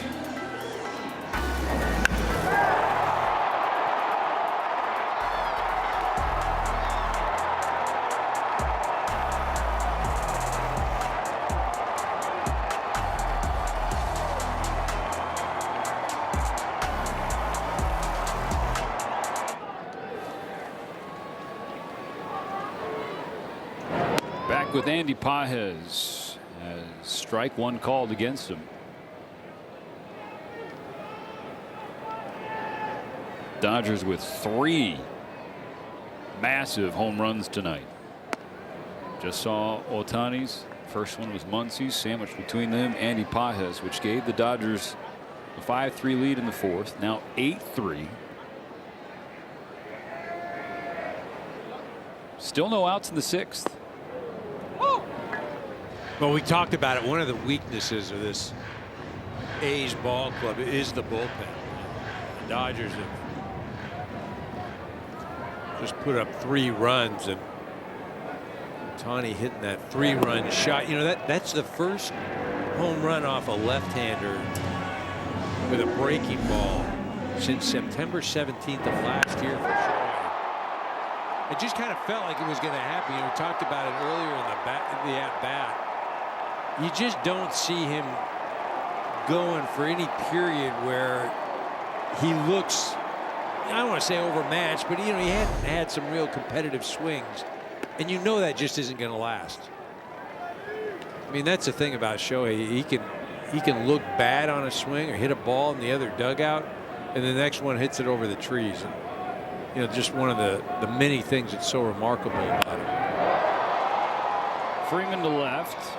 Slices into the glove of Thomas for the 2nd out of the inning.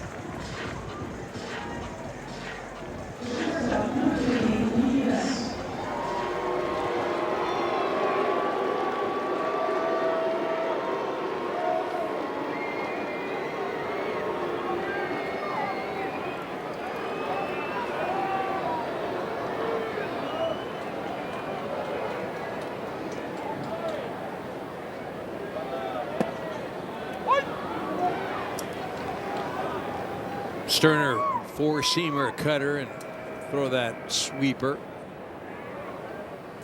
right around 95 miles an hour, that 4-seamer.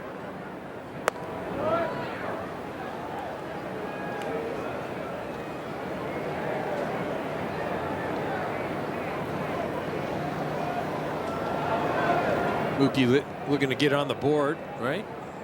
Go for 3. Order up, partner. Locked in right now.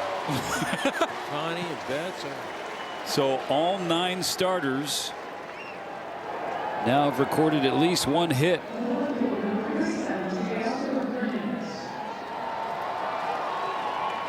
Again, we saw the Dodger offense erupt on Saturday in San Diego. Yesterday afternoon, it did just enough to win a ball game. That man right there, Mookie, had a huge hit. Dodgers swinging the bats again this evening. In complete fashion, right, EK? You've seen the slug, 3 home runs, production with runners in scoring position.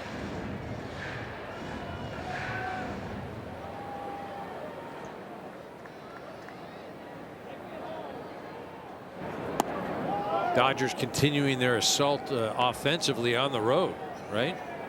It's the 45th road game of the season. 8+ runs in 16 of them.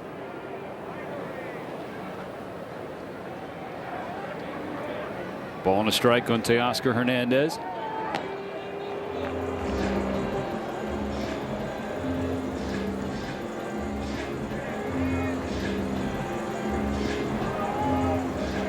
Teo 2 for 3 in his first game back, and going to have, I think, another chance after this to add to the list.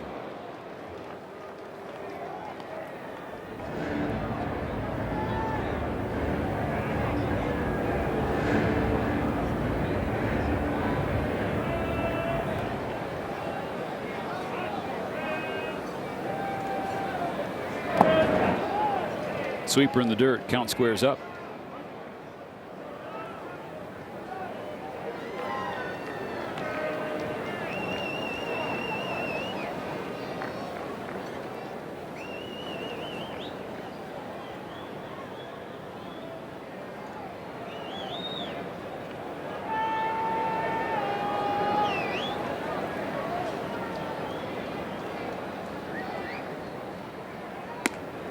Full count.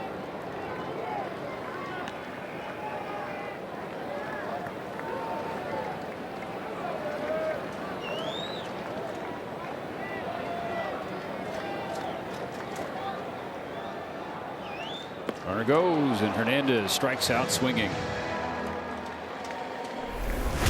But Shohei Ohtani with a bang, a 3-run shot and a 3 lead.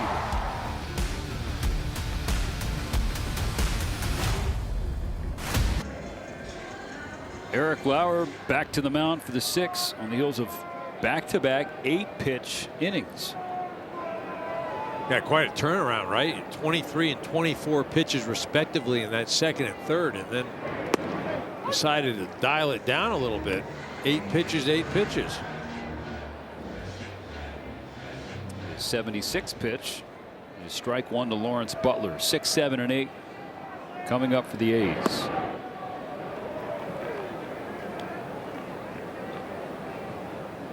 Dodgers with runs in every other inning. 2 in the 2nd, 3 in the 4th, 3 in the 6th. Soft contact. Center field. Can of corn for Pages.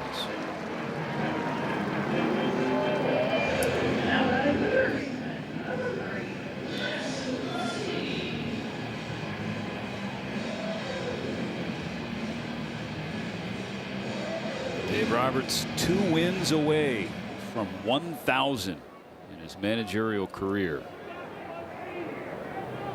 I mean, you want to knock that out as soon as possible, but I mean, I got to do it at Dodger Stadium before I do it in Sacramento. I'm just saying, like, you know. I mean, I know he wants wins, but selfishly, I would like to see him do it at Dodger Stadium. Talking about knock it out as soon as possible. He's basically done that. Huh? It'd be the fastest too. 1,000. Talking with Doc earlier today, and he said he felt closer to victory number 1 in San Diego than he does to 1,000. It's gone by that fast.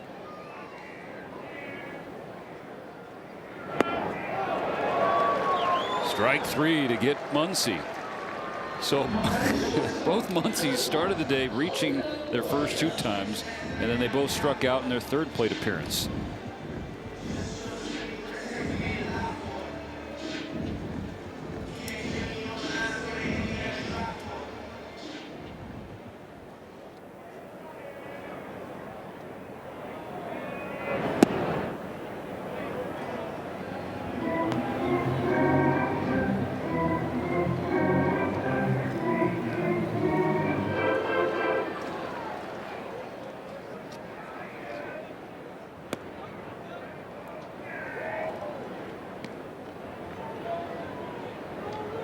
Lauer trying to make it a quality start.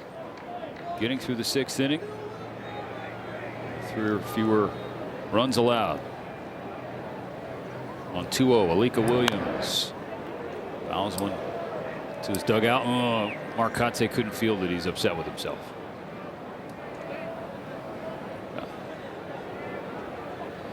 Golden Spikes Award being handed out tonight. Kotsay won that award.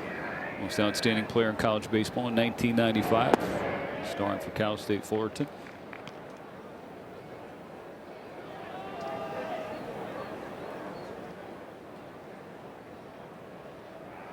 Same year you were top 4 in MVP voting.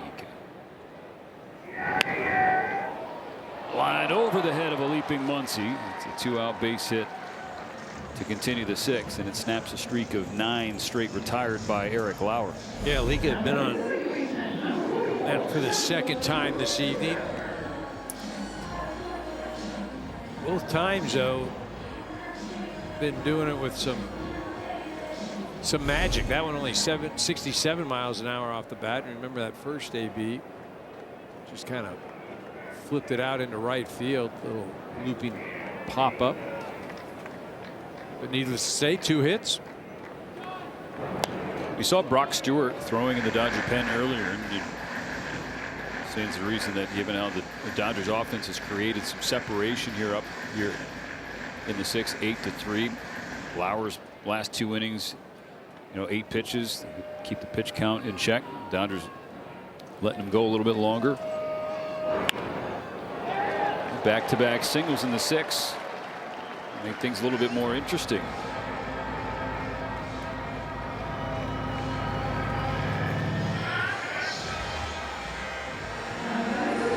I kind of feel like you got to get something going on in that pen right now, because you get into Langoliers and Kurtz territory. Both guys drive the ball out of the park as well as anybody in baseball.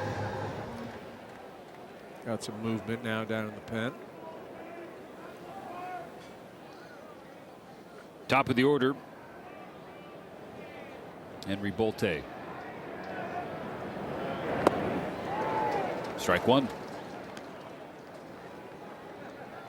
There's Kyle Hurt.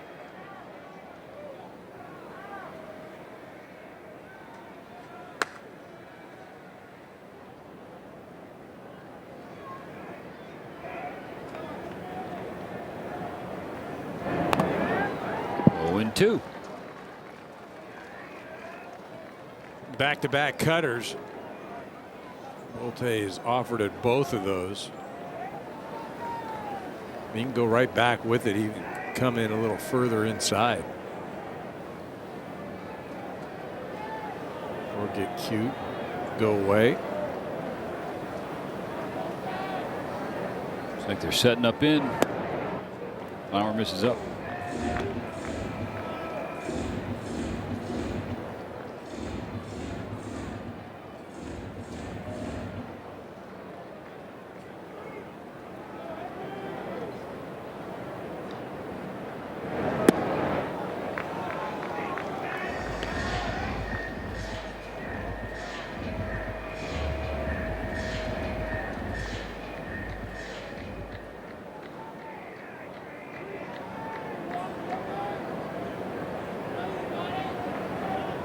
Deuce Wild, 2 on, 2 out, 2 balls, 2 strikes.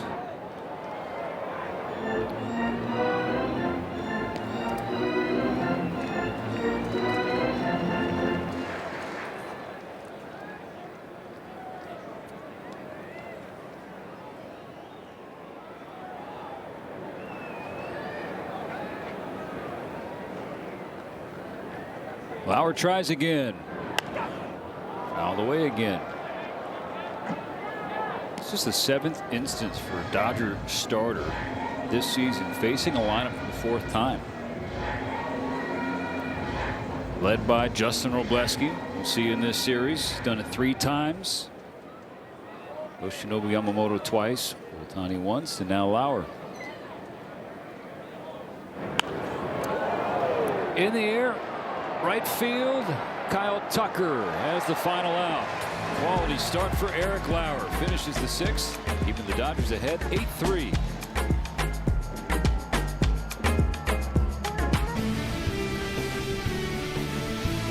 first 40,000 fans on July 4th will take home a commemorative 250th coin presented by Budweiser. Stay after the game for a fireworks show. Visit Dodgers.com/promotions for more information. In the late innings, the Dodgers 8, the A's 3. Tucker, Muncy, and Rojas on the docket for the Dodgers. Multi-hit game for Tucker. A couple base hits, sandwiching a strikeout. He's also scored a run.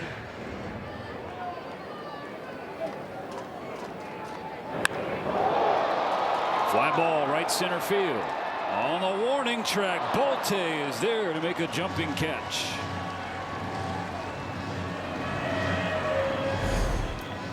Kyle hit it well, 102 off the bat, but we talked about Bolte. Very, very good athlete. Ton of talent from a tool standpoint. We saw him hustling to first, base hit. We saw him run down that ball. Saw him sort of looking and feeling for the wall as he jumped. We were walking through the stadium today. It felt like a little bit of a longer warning track. Ball 1 to Max Muncy.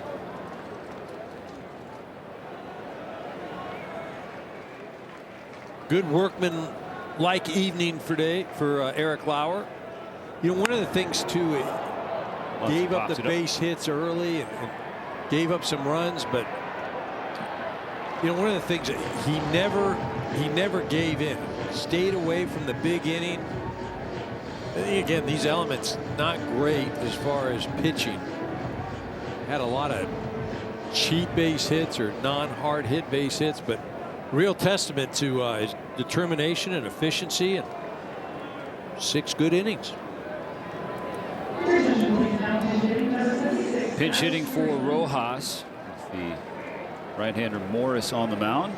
Alex Freeland. Productive night for Miggy Rowe. 2 hits and 2 runs scored. Strike 1 on Freeland. Freeland's reached in 5 of 6 games so far on this trip. 5 hits, 3 walks. He's scored 5 runs.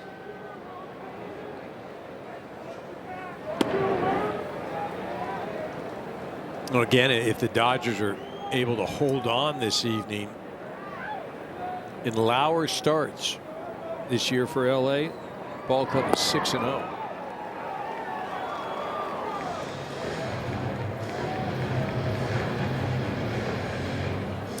I mean, what a find he's been, right? He was DFA'd. You know, it's been a collaborative effort. I'm sure he couldn't have been more excited than having an opportunity to come here and pitch for this ball club and to learn, and it's worked out well for both sides. Yep. It's not just, you know, plugging a hole or filling a role. He's thriving, and frankly, they've needed him.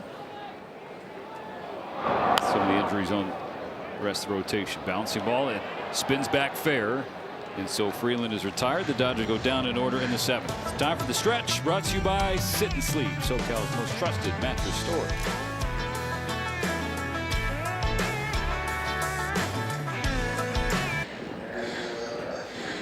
Dodgers up 8-3 in the series opener against the A's. Now calling to the bullpen.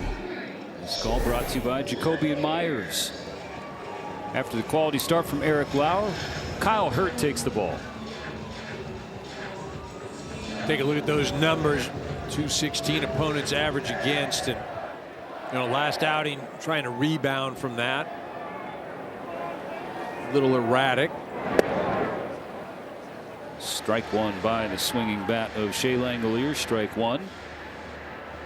And it's no easy task right now for Kyle Hurt. 2, 3, and 4. Langeliers and Kurtz. Ball and a strike. Let's check in with Kirsten Watson, who has more on the Dodger reliever. Thanks, Stephen. Well, ahead of the game, I was talking to some of our younger pitchers who recently had spent time with the AAA OKC team just about pitching here, and if it was a little bit more friendly to the hitters or even to the pitchers. So Kyle had actually shared this is one of the 2 AAA, I should say, ballparks that he had never pitched at. So here in El Paso, and there were guys that are around him, and Jack Dreyer was saying, oh, it's okay, it's not bad. This probably is one of the more pitcher-friendly ballparks compared to the other AAA ones, and of course now we're seeing it's probably more on the hitter-friendly, but all things considered, guys. Hey, EK, Kirsten's 100% right. That PCL is right. It's this is not a pitcher-friendly park. It's a pitcher-friendly park compared to the other parks, which tells you how difficult it is to pitch in the Coast League. I mean, that's the thing. You see numbers that guys put up offensively. You're like, oh man, this guy should be in the big leagues. And you're like, wait a minute.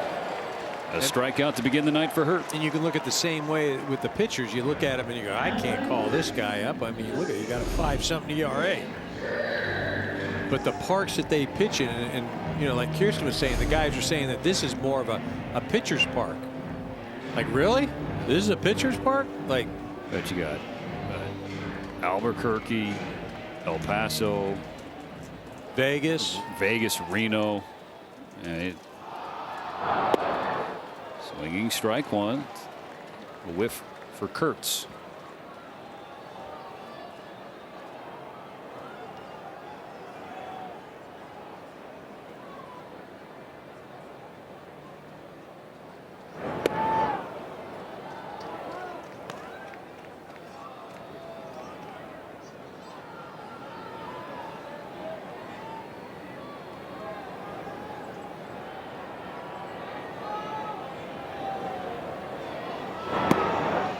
Playing the name game at the start of the night, right? 2 Max Muncy's. Last time we saw Hurt was the night that Kyle Hurt pitched the same game as Kyle Hart for San Diego.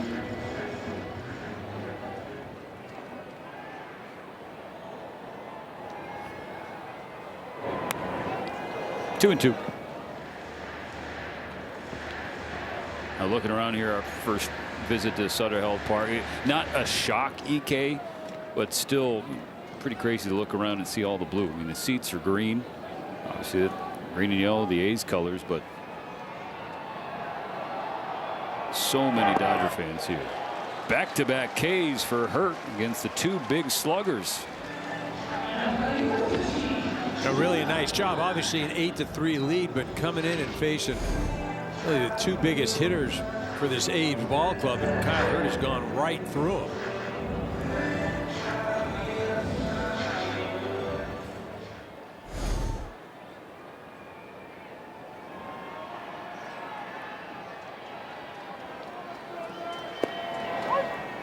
Keeps it going with the first pitch strike to Heim. How about Lauer tonight? Only 2 strikeouts in the 6 innings, and Kyle Hurt coming in, 2 batters, 2 strikeouts.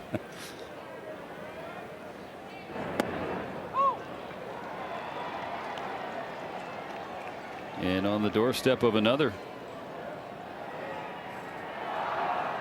Got Langoliers and Kurtz both with changeups to finish.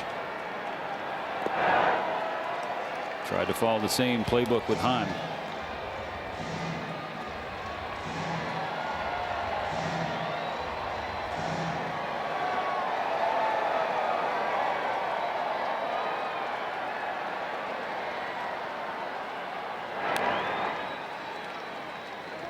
Try it again.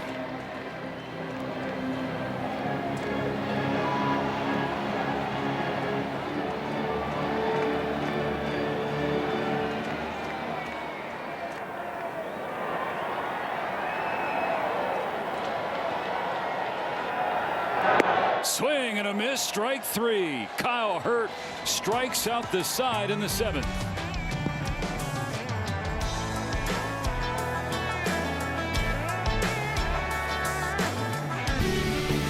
The first 40,000 fans on July 6th will take home an exclusive Freddie Freeman 18th inning walk-off bobblehead presented by 76. Visit Dodgers.com/promotions for more information. Rushing, Ohtani and Pages coming up in the 8th, and Rushing jumps on the first pitch, hooks it foul on the right field side. Dodgers trying to pad the lead. Up 8-3 on the A's, who entered this series scuffling a bit. Losers of 6 of their last 8 games. Meanwhile, the Dodgers trying to keep the pedal down on this road trip. Swept Minnesota. Took the last 2 games from San Diego.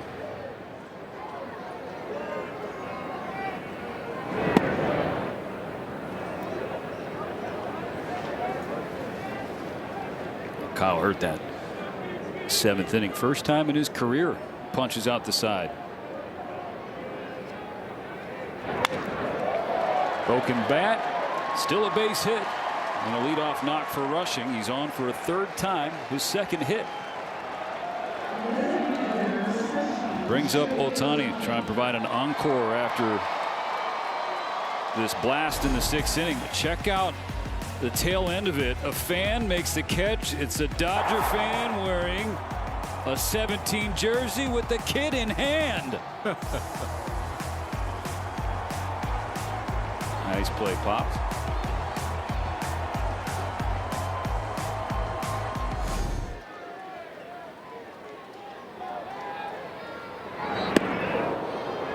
Swings and misses on a curve. Strike 1.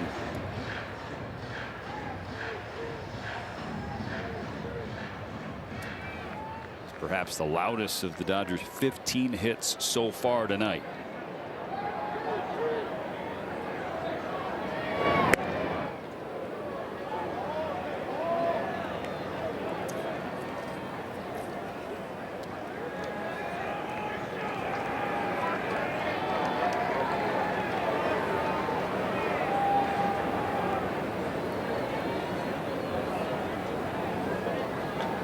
Morris is 1-1. Tails away. Statcast 3D illustrating the 3 Dodger long balls. Shohei's the longest at 432, Muncy 422, and Pages 387 down the left field side.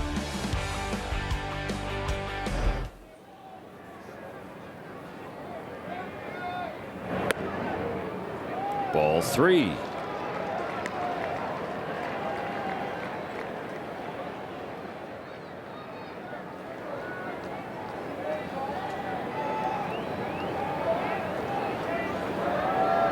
Ohtani now with 298 career homers.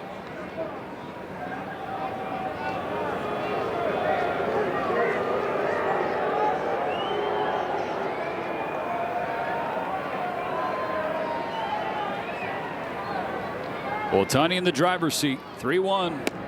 And he takes strike 2 atop the zone.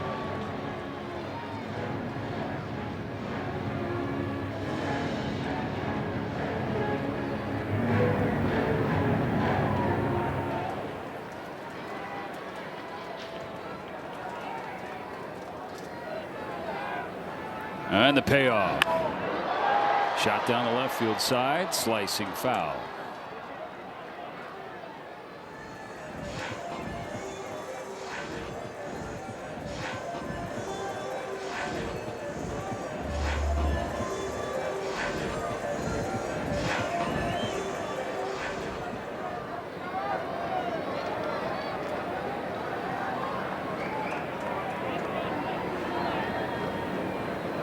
Another payoff.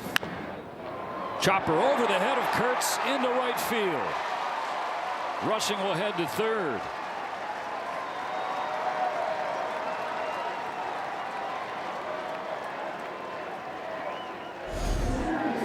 '27th multi-hit game of the year for number 17. Just beats that ball into the ground, and it's a hop and finds its way out into right field. 89 miles an hour off the bat. Give Andy an opportunity to drive in a few more this evening.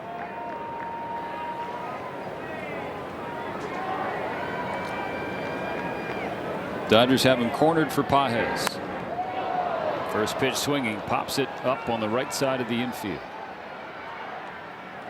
1 out.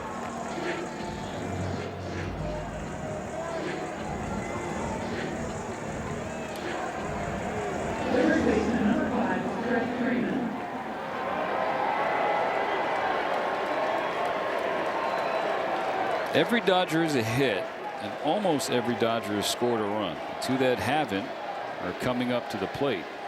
Freddie Freeman and then Mookie Betts on deck.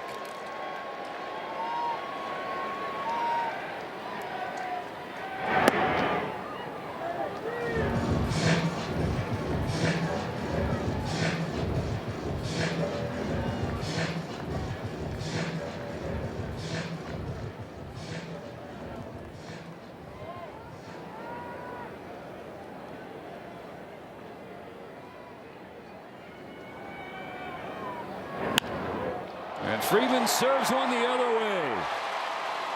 Textbook Freddie. An RBI single to score rushing. And the Dodger lead is now 6. All that guy does is hit. Does it so many different ways. Can hit it in a gap. Can just flip it out the other way. Uses the entire field. Stand up there for 9, 10 pitches. Jump on the first. I don't know if I've seen as well-rounded a hitter in the last 20 or 30 years. Yes, there's guys that do things specifically maybe better, but when you're talking about just the complete all-around at-bat against any type of pitcher in any type of situation, man, I don't know that I can think of one. And just so steady. This is his 17th year. EK, each of the last 14, his OPS plus, the lowest it has ever been is 132, a hundreds league average. Yeah. So he's at least 32% better than the average big leaguer every year for the last 14 years consecutively. That's way out in front of the fastball. It's so loud and long. Strike one. But like I said, I don't know any type of situation that you would create up at the plate. Like I'm pretty confident with him in that situation. And I don't know that I can say that about anybody else. Certainly not in the game today. In fact, I get 100% not anybody else in the game today.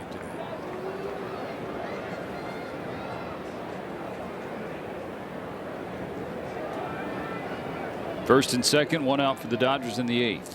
On a 1-1. Betts bounces the ball toward the middle. Diving stop by Williams. And they can't complete the turn. Olika Williams is playing the heck out of shortstop tonight.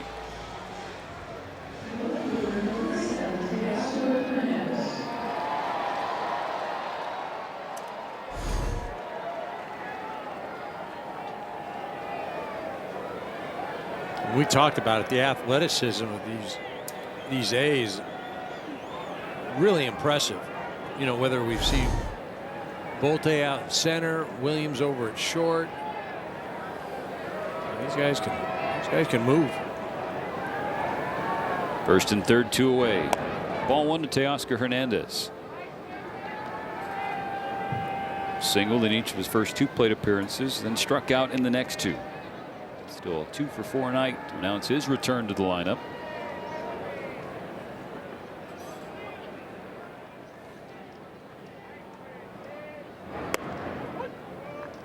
Point fastball to even the count 1-1.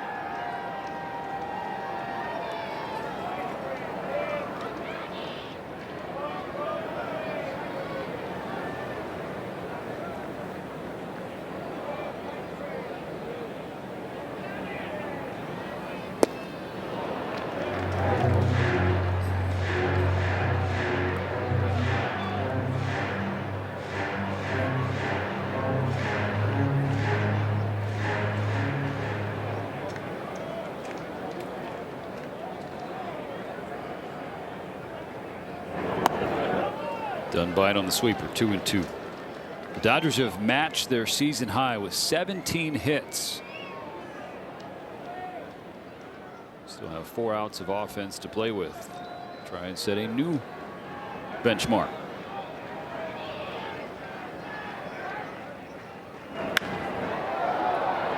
It's the first time in more than 4 years that the Dodgers have had at least 8 guys with at least 2 hits.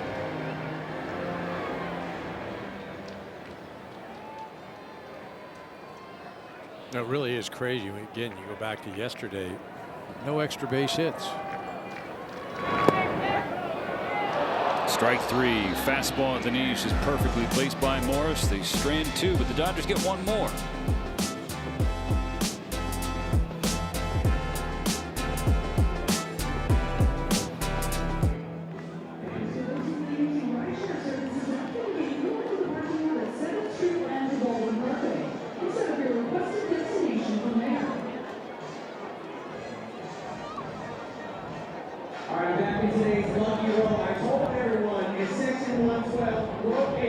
Dodgers Baseball on Sportsnet LA is brought to you by your local Kia dealers. Visit kia.com to discover movement that inspires. It was on this date in 1990, only time in modern baseball history, 2 no-hitters on the same day. Dave Stewart, who began his career with the Dodgers, no-hit the Blue Jays at the Sky Dome in Toronto. After seeing that, Fernando Valenzuela in the Dodgers clubhouse turns to his teammates and tells them, maybe you'll see another no-hitter. And that's exactly what they saw at Dodger Stadium as Fernando no-hit St. Louis, facing former teammate Pedro Guerrero. Grounded into a double play to finish things off. And to finish the broadcast, the icon, Mr. Scully himself, told everybody, if you have a sombrero, throw it to the sky.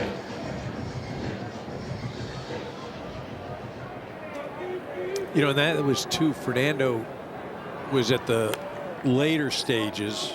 Shouldn't say later stages. He went on to pitch for Padres and the Cardinals, I believe the Angels as well.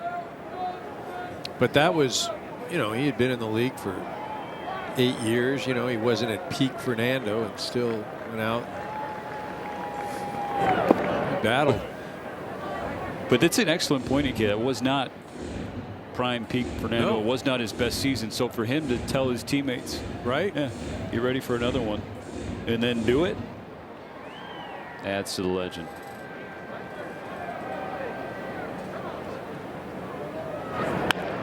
And 26 years later, both of these teams, the Dodgers and the A's, have seen no-hit bids into the ninth as we flash back to June 29th, 1990. Final out of Smoke's no-hitter in Toronto. And Smoke is here in Sacramento today ahead of the series opener. Juan Samuel over there flipping it to Eddie Murray.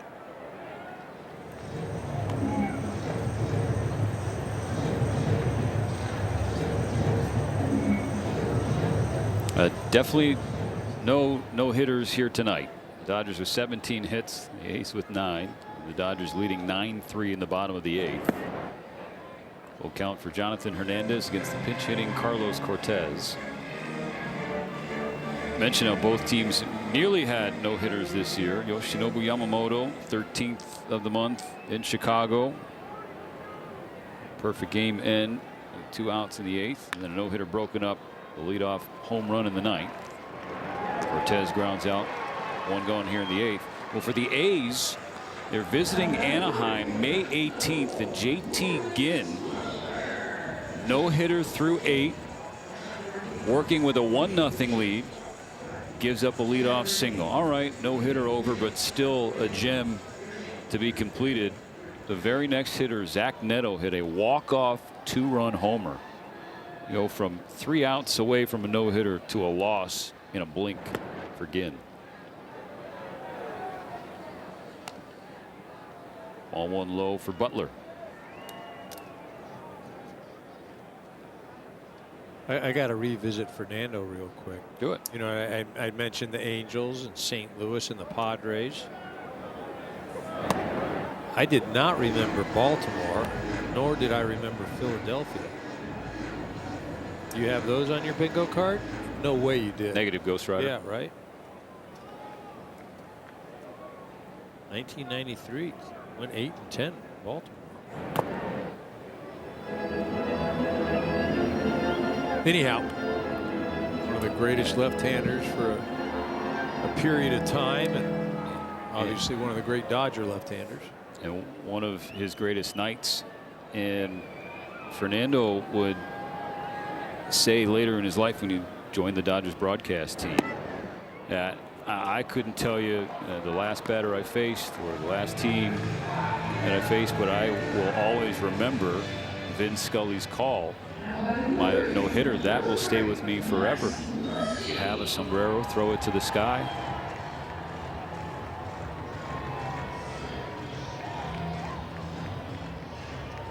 One of countless calls that will echo through history. Not just Dodger fans, baseball fans from Vin.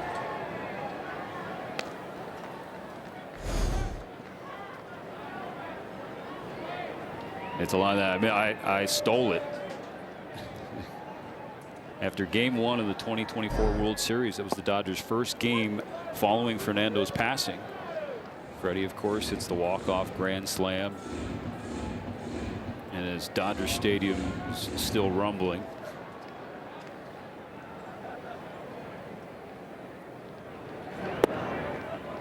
oh, Mr. Scully, hope you won't mind. I'm going to steal one from you here. If you have a sombrero, throw it to the sky. The Dodgers win game number 1 for number 34.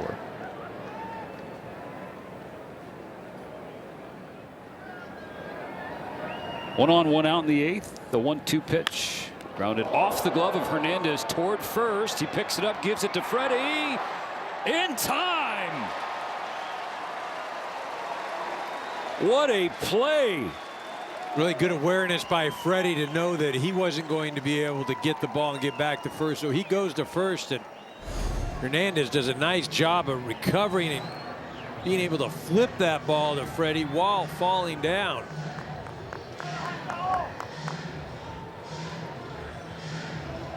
Showing a little athleticism. We've seen it tonight. Eric Lauer starting the evening off with a 100-mile-an-hour ground ball behind the back, no look. Then Hernandez, a more workmanlike play, getting it over to first. Did you score at 1-1-3 since he deflected it away?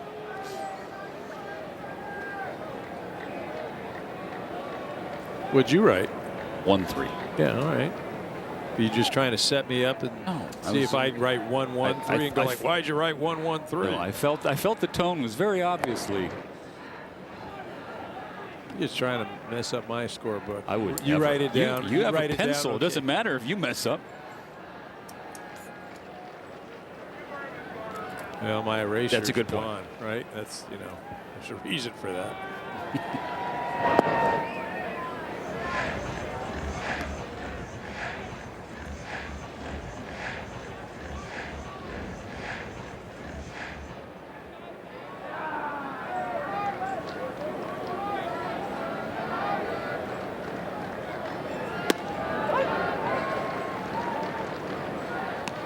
Called a strike. They're going to see a challenge from Jeff McNeil. Grizzled veteran McNeil. The call is confirmed. Rattleri's got 1 challenge remaining. Cost the A's one of their 2 challenges.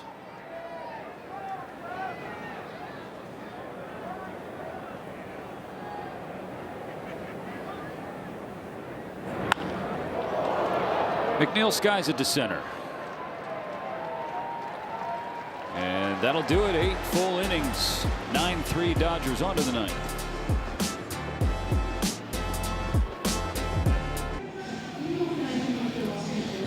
After this game wraps up, it's Access Sportsnet Dodgers presented by Mercury Insurance. Hang out with John Hartung, Nomar Garcia-Parra, and Adrian Gonzalez. Get your highlights, post-game breakdowns, and interviews from here in Sacramento with Kirsten Watson in the Dodger clubhouse.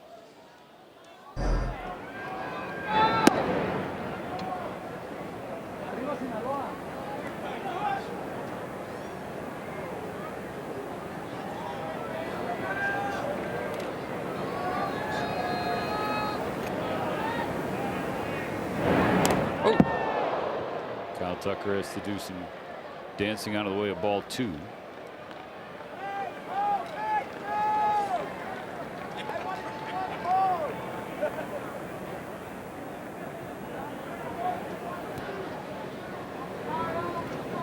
Cade Morris still pitching for the A's.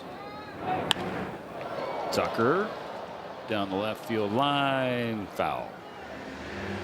Changes behind Morris though, with Cortez and McNeil pinch hitting in the 8th. Both of them remain in the field. Cortez in left, McNeil at second with Williams out. Kuroda Grauer kicks from second to short.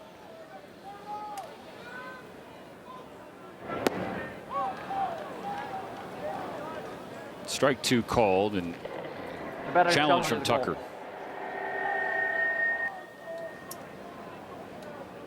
A successful one. Post overturned. Los Angeles retained their challenge. It's first challenge thrown out there by the Dodgers tonight, and they win it.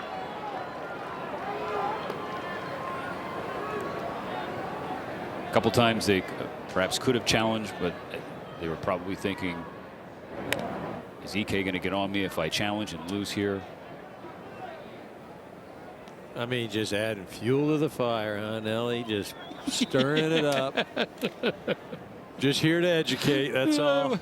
I would never do such a thing.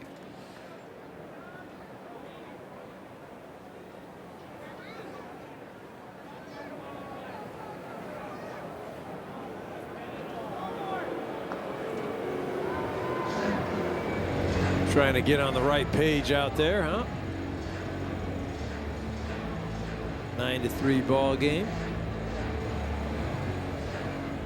Now Morris, another one of those rookies for the A's, a young team and still in position. You know, they're 4 games below 500, only a couple back in the AL West. No teams above 500 in that division. The team leading the division is exactly 500. Would you say at the top of the show, the American League as a whole? Only 4 teams going into today were over 500. That's really hard to believe. A lot of parity. That's what we're looking for, right? Isn't that the whole argument? We want parity. We got it. That's true. Yes. I don't even know what everybody's all worked up about. The Dodgers. The Dodgers. Look at, like I said before, you could make an argument that the Dodgers could have easily not won the last 2 World Series. You look back last year, there were about 10 different things, and if any one of those goes Toronto's way, we lose. Or if you go back to the San Diego series a year prior, game 4, brother, no business winning that, right? Brother, I am with you, but you should know better in this day and age. Coming at folks with facts is that's a problem, right? It's a leadoff walk for Tucker. Okay, so we got the CBA coming with facts and the ABS coming with facts. And that's all I can do. That's all I can do. You're here for, I'm here for everybody. Yes, yes.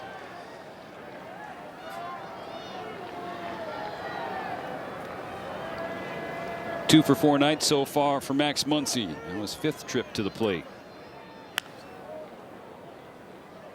Checking the bat, broke it on that foul ball. He didn't break the bat, nearly broke the baseball though on this swing. First home run that Gage jumped allowed in the major leagues. Not a bad one to give it up to. It's interesting because once he has stayed relatively productive in the month of June, but the power numbers, specifically the home run numbers, have been down this month. Only 2 home runs his first 25 games, and they both came in the same game when they were visiting the White Sox.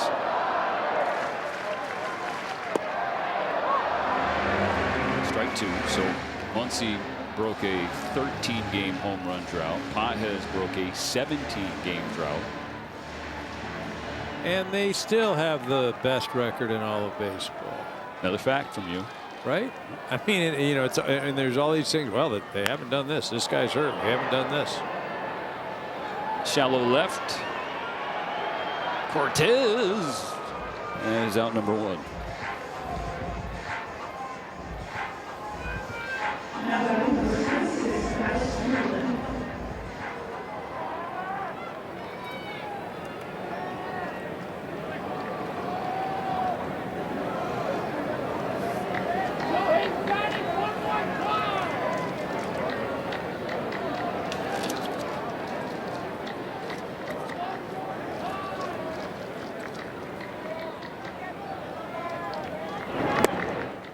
Strike one on Alex Freeland.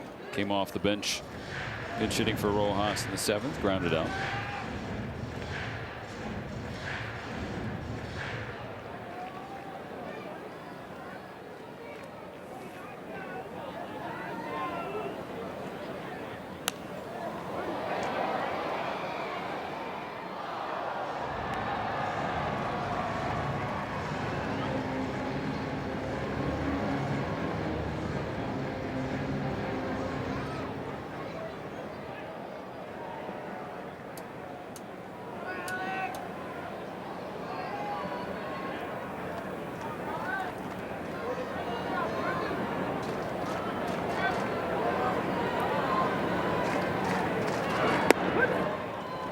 Strike 3 call. Freeland's going to challenge and win it. This is The batter's challenge is called.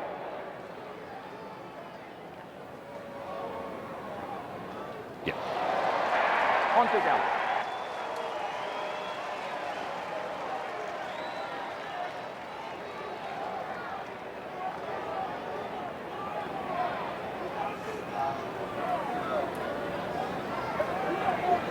No, Freeland will see at least one more pitch.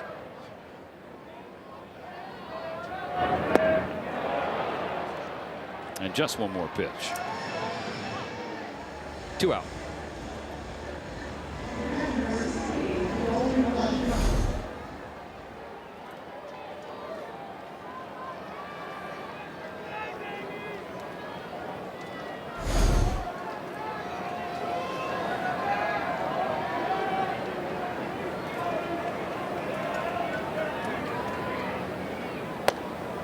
That's inside on Rushing.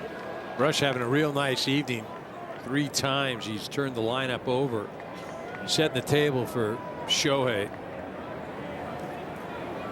Shohei cashing in on one of those with that big 3-run shot.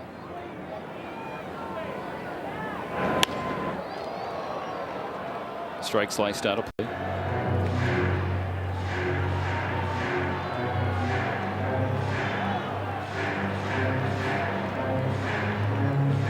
Twelve times tonight, a hitter bottom of the Dodger order, 5 through 9, reached base safely.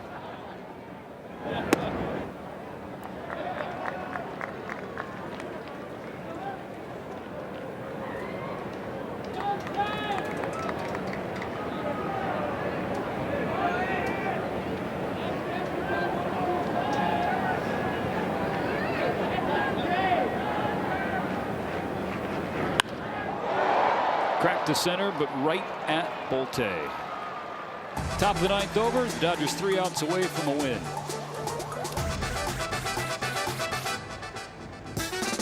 Back world champion Dodgers baseball on Sportsnet LA. It's brought to you by Jack in the Box. Get fired up with the Hot Ones Munchie Meal. We were expecting fire temperatures. We saw the Dodgers heading to Sacramento at the end of June. Not so bad tonight with the Dodger bats that brought the Heat 17 hits, matching a season high. They lead 9-3, 3 outs away from a win. Yeah, really a great way to set the opening game of this series, just because, you know, a lot of talk of, hey, this could be a trap series, and you know, the end of a road trip, you're playing in a facility that is not, quote unquote, you know, major league. It's not the 3 or 4 decks. And the Dodgers absolutely squashed that. But I think we, you know, we're always looking for, well, we're trying to figure out what's the next bump in the road, just because I mean, it's almost like we've got to manufacture it, because I don't think there is one. The bump we brought up tonight was that Shohei is struggling against breaking balls, and then he hit a home run on a breaking ball. And I say that sarcastically, EK, because you're right. I think it's kind of hard to just enjoy the ride. 162. Look out! Okay. The ball drops, but more important than that, the Dodgers avoid the collision, and then the throw back in. And Corona Grauer is ruled safe. Mookie Betts wants the Dodgers to put on headsets or call for headsets. Well, the ball clearly beats the runner, and you see Pages and Freeland. And you know, Pages, he's running full bore. Fortunately, the two are able to avoid themselves. Freeland makes a great play. I mean, such a heads-up play. Los Angeles challenge on a safe call at second base. The Dodgers will indeed challenge. And it looked like Mookie's glove might have got the fingers of Rhoda Grauer, the rookie making his major league debut tonight. He has not just one hit, but an RBI and a multi-hit game. Well, I think he comes off the bag, and then Mookie makes the tag on his chest while he's off the bag. The hand's off, right. The leg's not on it. Mookie's holding the tag. You know, that's a thing that, you know, now infielders with the advent of replay, you know, the bottom line is you hold the tag. You know, back in the day, you just boom, slap it down, show the ball to the umpire, run off the field and try to sell it. Those days are long gone. That play doesn't even exist anymore. It's all about hold the tag, because I mean, it's ridiculous sometimes how little the player may come off, the base runner may come off.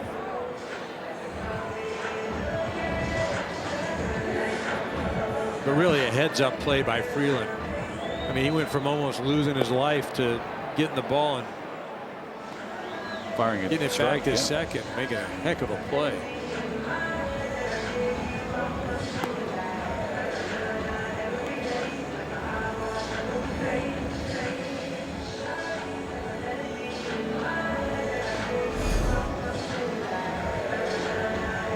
Does he hold it? Does he keep that tag toward the... I don't know if he got his thigh or not on that. So when the hand passes, like, is he on his thigh right there or no, or is that just air? Like, I feel like is he hitting him right there? Calling the field is safe, so does New York. I mean, that view, yeah, that's not the view, right? You can see Mookie and Freddie.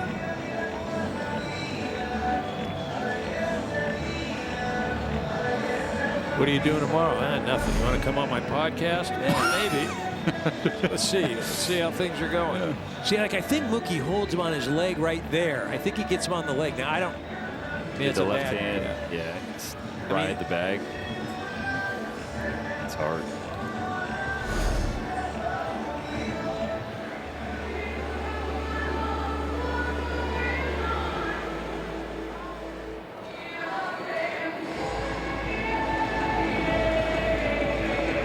It's definitely going to be a night that Rhoda Grauer remembers. First game of the big leagues, first plate appearance, get an RBI hit to tie the game. Yep. You pick up a hit in the 6th, maybe a hit in the 9th, but after review, the call in the field stands. Runner safe. Los Angeles loses the challenge. So it's a 3-hit debut for the rookie, and then in between there, you get to chop it up with 2 guys headed to Cooperstown.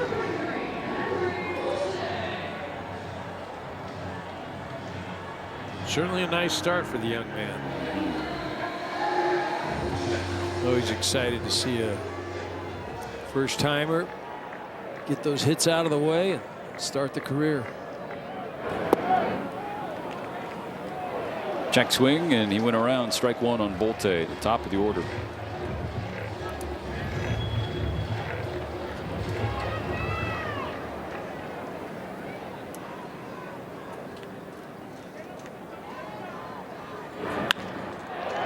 Flip to center, down for a hit.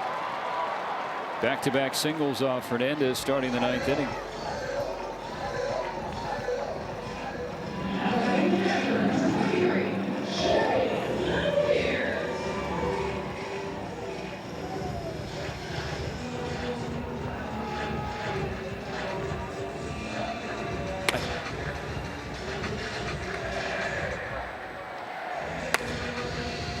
Jack Dreyer getting loose down there in the pen. Mark Pryor going out to visit, give Jack some time to get warm.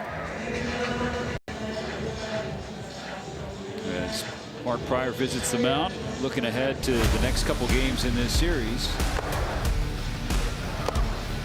And Justin Robleski trying to add to his all-star resume. And then in the series finale, Shohei Ohtani.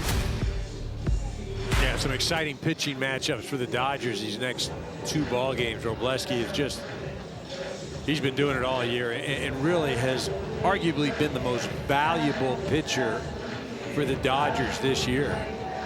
He's continued to throw well, and then get an opportunity to see Shohei again. Anytime we see him out on the mound, it's a treat. You never know what you're going to see as far as just absolute dominance. Dodgers up by 6. A's on the corners, no outs in the 9th. And this is a fearsome part of the lineup.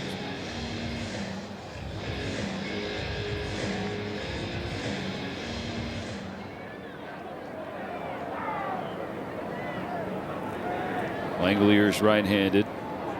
Then Nick Kurtz bats from the left side. Himes a switch hitter.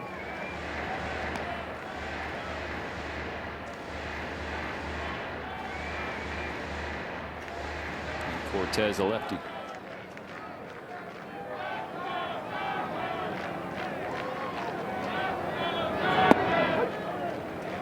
Two and one.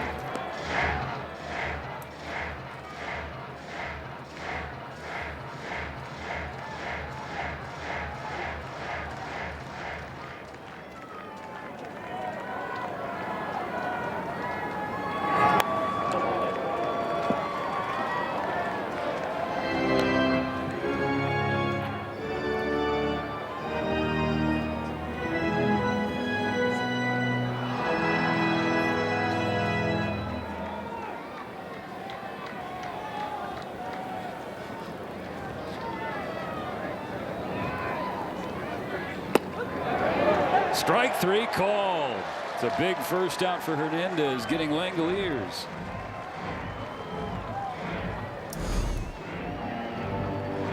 Last 2 ABs for Langeliers. He's gone down swinging. That one a called strike 3.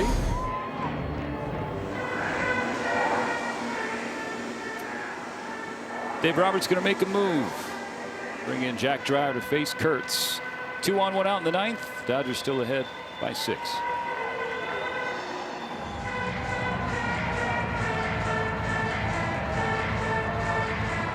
Dreyer can finish off victory number 999 in his career. As he is climbing up rapidly on the all-time managerial wins list. Well, I take that back. I thought he was going for 998 this evening. So forget LA. Let's get it done here.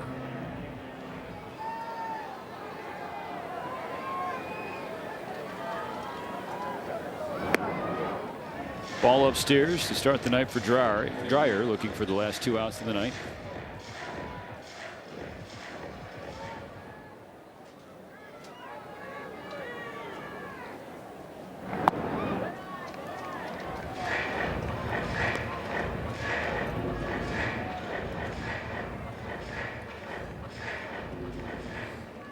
A different manager picked up win 1,000 tonight. That was A.J. Hinch.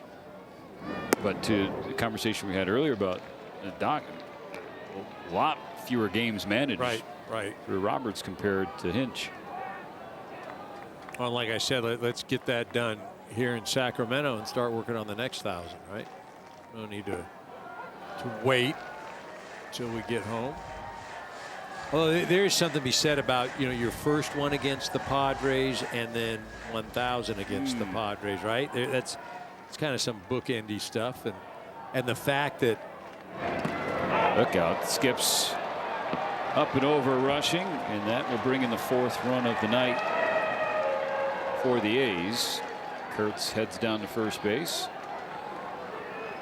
But you go back, you know, Dave was coaching down in San Diego before he took the job here, and I mean, from a storybook, it's kind of, you know, perfectly opening and closing. It would be appropriate to get that 1,000th win Thursday against the Padres, but get this one tonight, just clean it up in one of the next 2 days.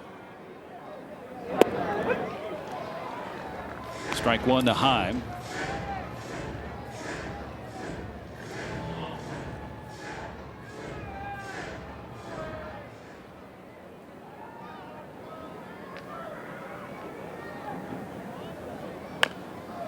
Ground ball. Dryer quickly off the mound. Throw to Freeman. 2-away. A's down to their final out.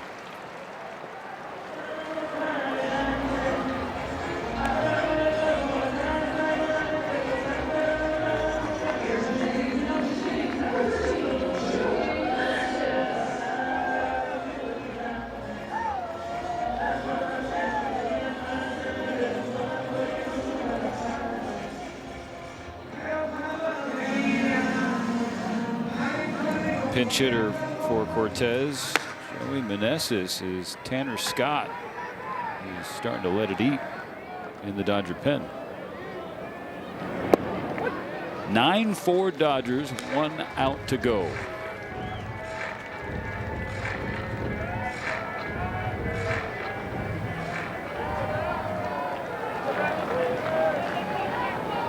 It's the 6th game of the year for Meneses.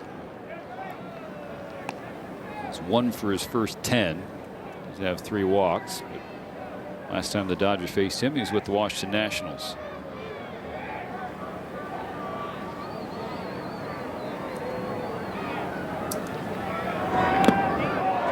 Strike 2.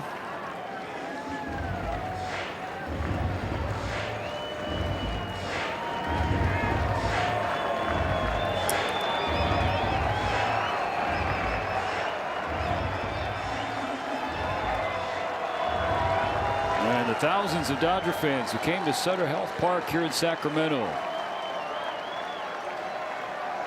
stand on their feet, waiting on the final strike.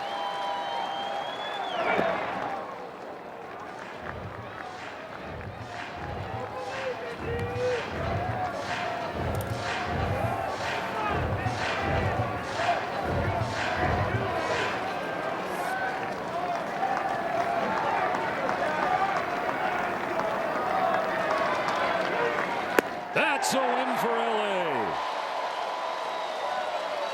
That's a 7th strikeout for the Dodgers staff. So they punctuate a victory by getting you a free Jumbo Jack tomorrow in LA after the purchase of a large drink. Nice win for the Dodgers. All-around effort. The offense really showed tonight. Really 3 guys, Ohtani, Pages, and Muncy, each with 2 hits, each with a home run, 3 RBIs from Show. Good to see Teo back. Eric Lauer doing a nice job of workmanlike fashion pitching in this ballpark, giving the ball club 6 innings. And giving Dave Roberts victory number 999. And watch the Dodgers take the first crack at 1,000 tomorrow with Justin Robleski on the mound in Game 2. Looking to lock up this series. Access Sportsnet Dodgers is on the way. So on behalf of Eric Karros, Kirsten Watson, and our second and run crew, Mike Levy producing, Ben Dillenberger directing. I'm Stephen Nelson. Thanks for being with us on this Monday. It's a good night for the Dodgers. See you tomorrow from Sacramento.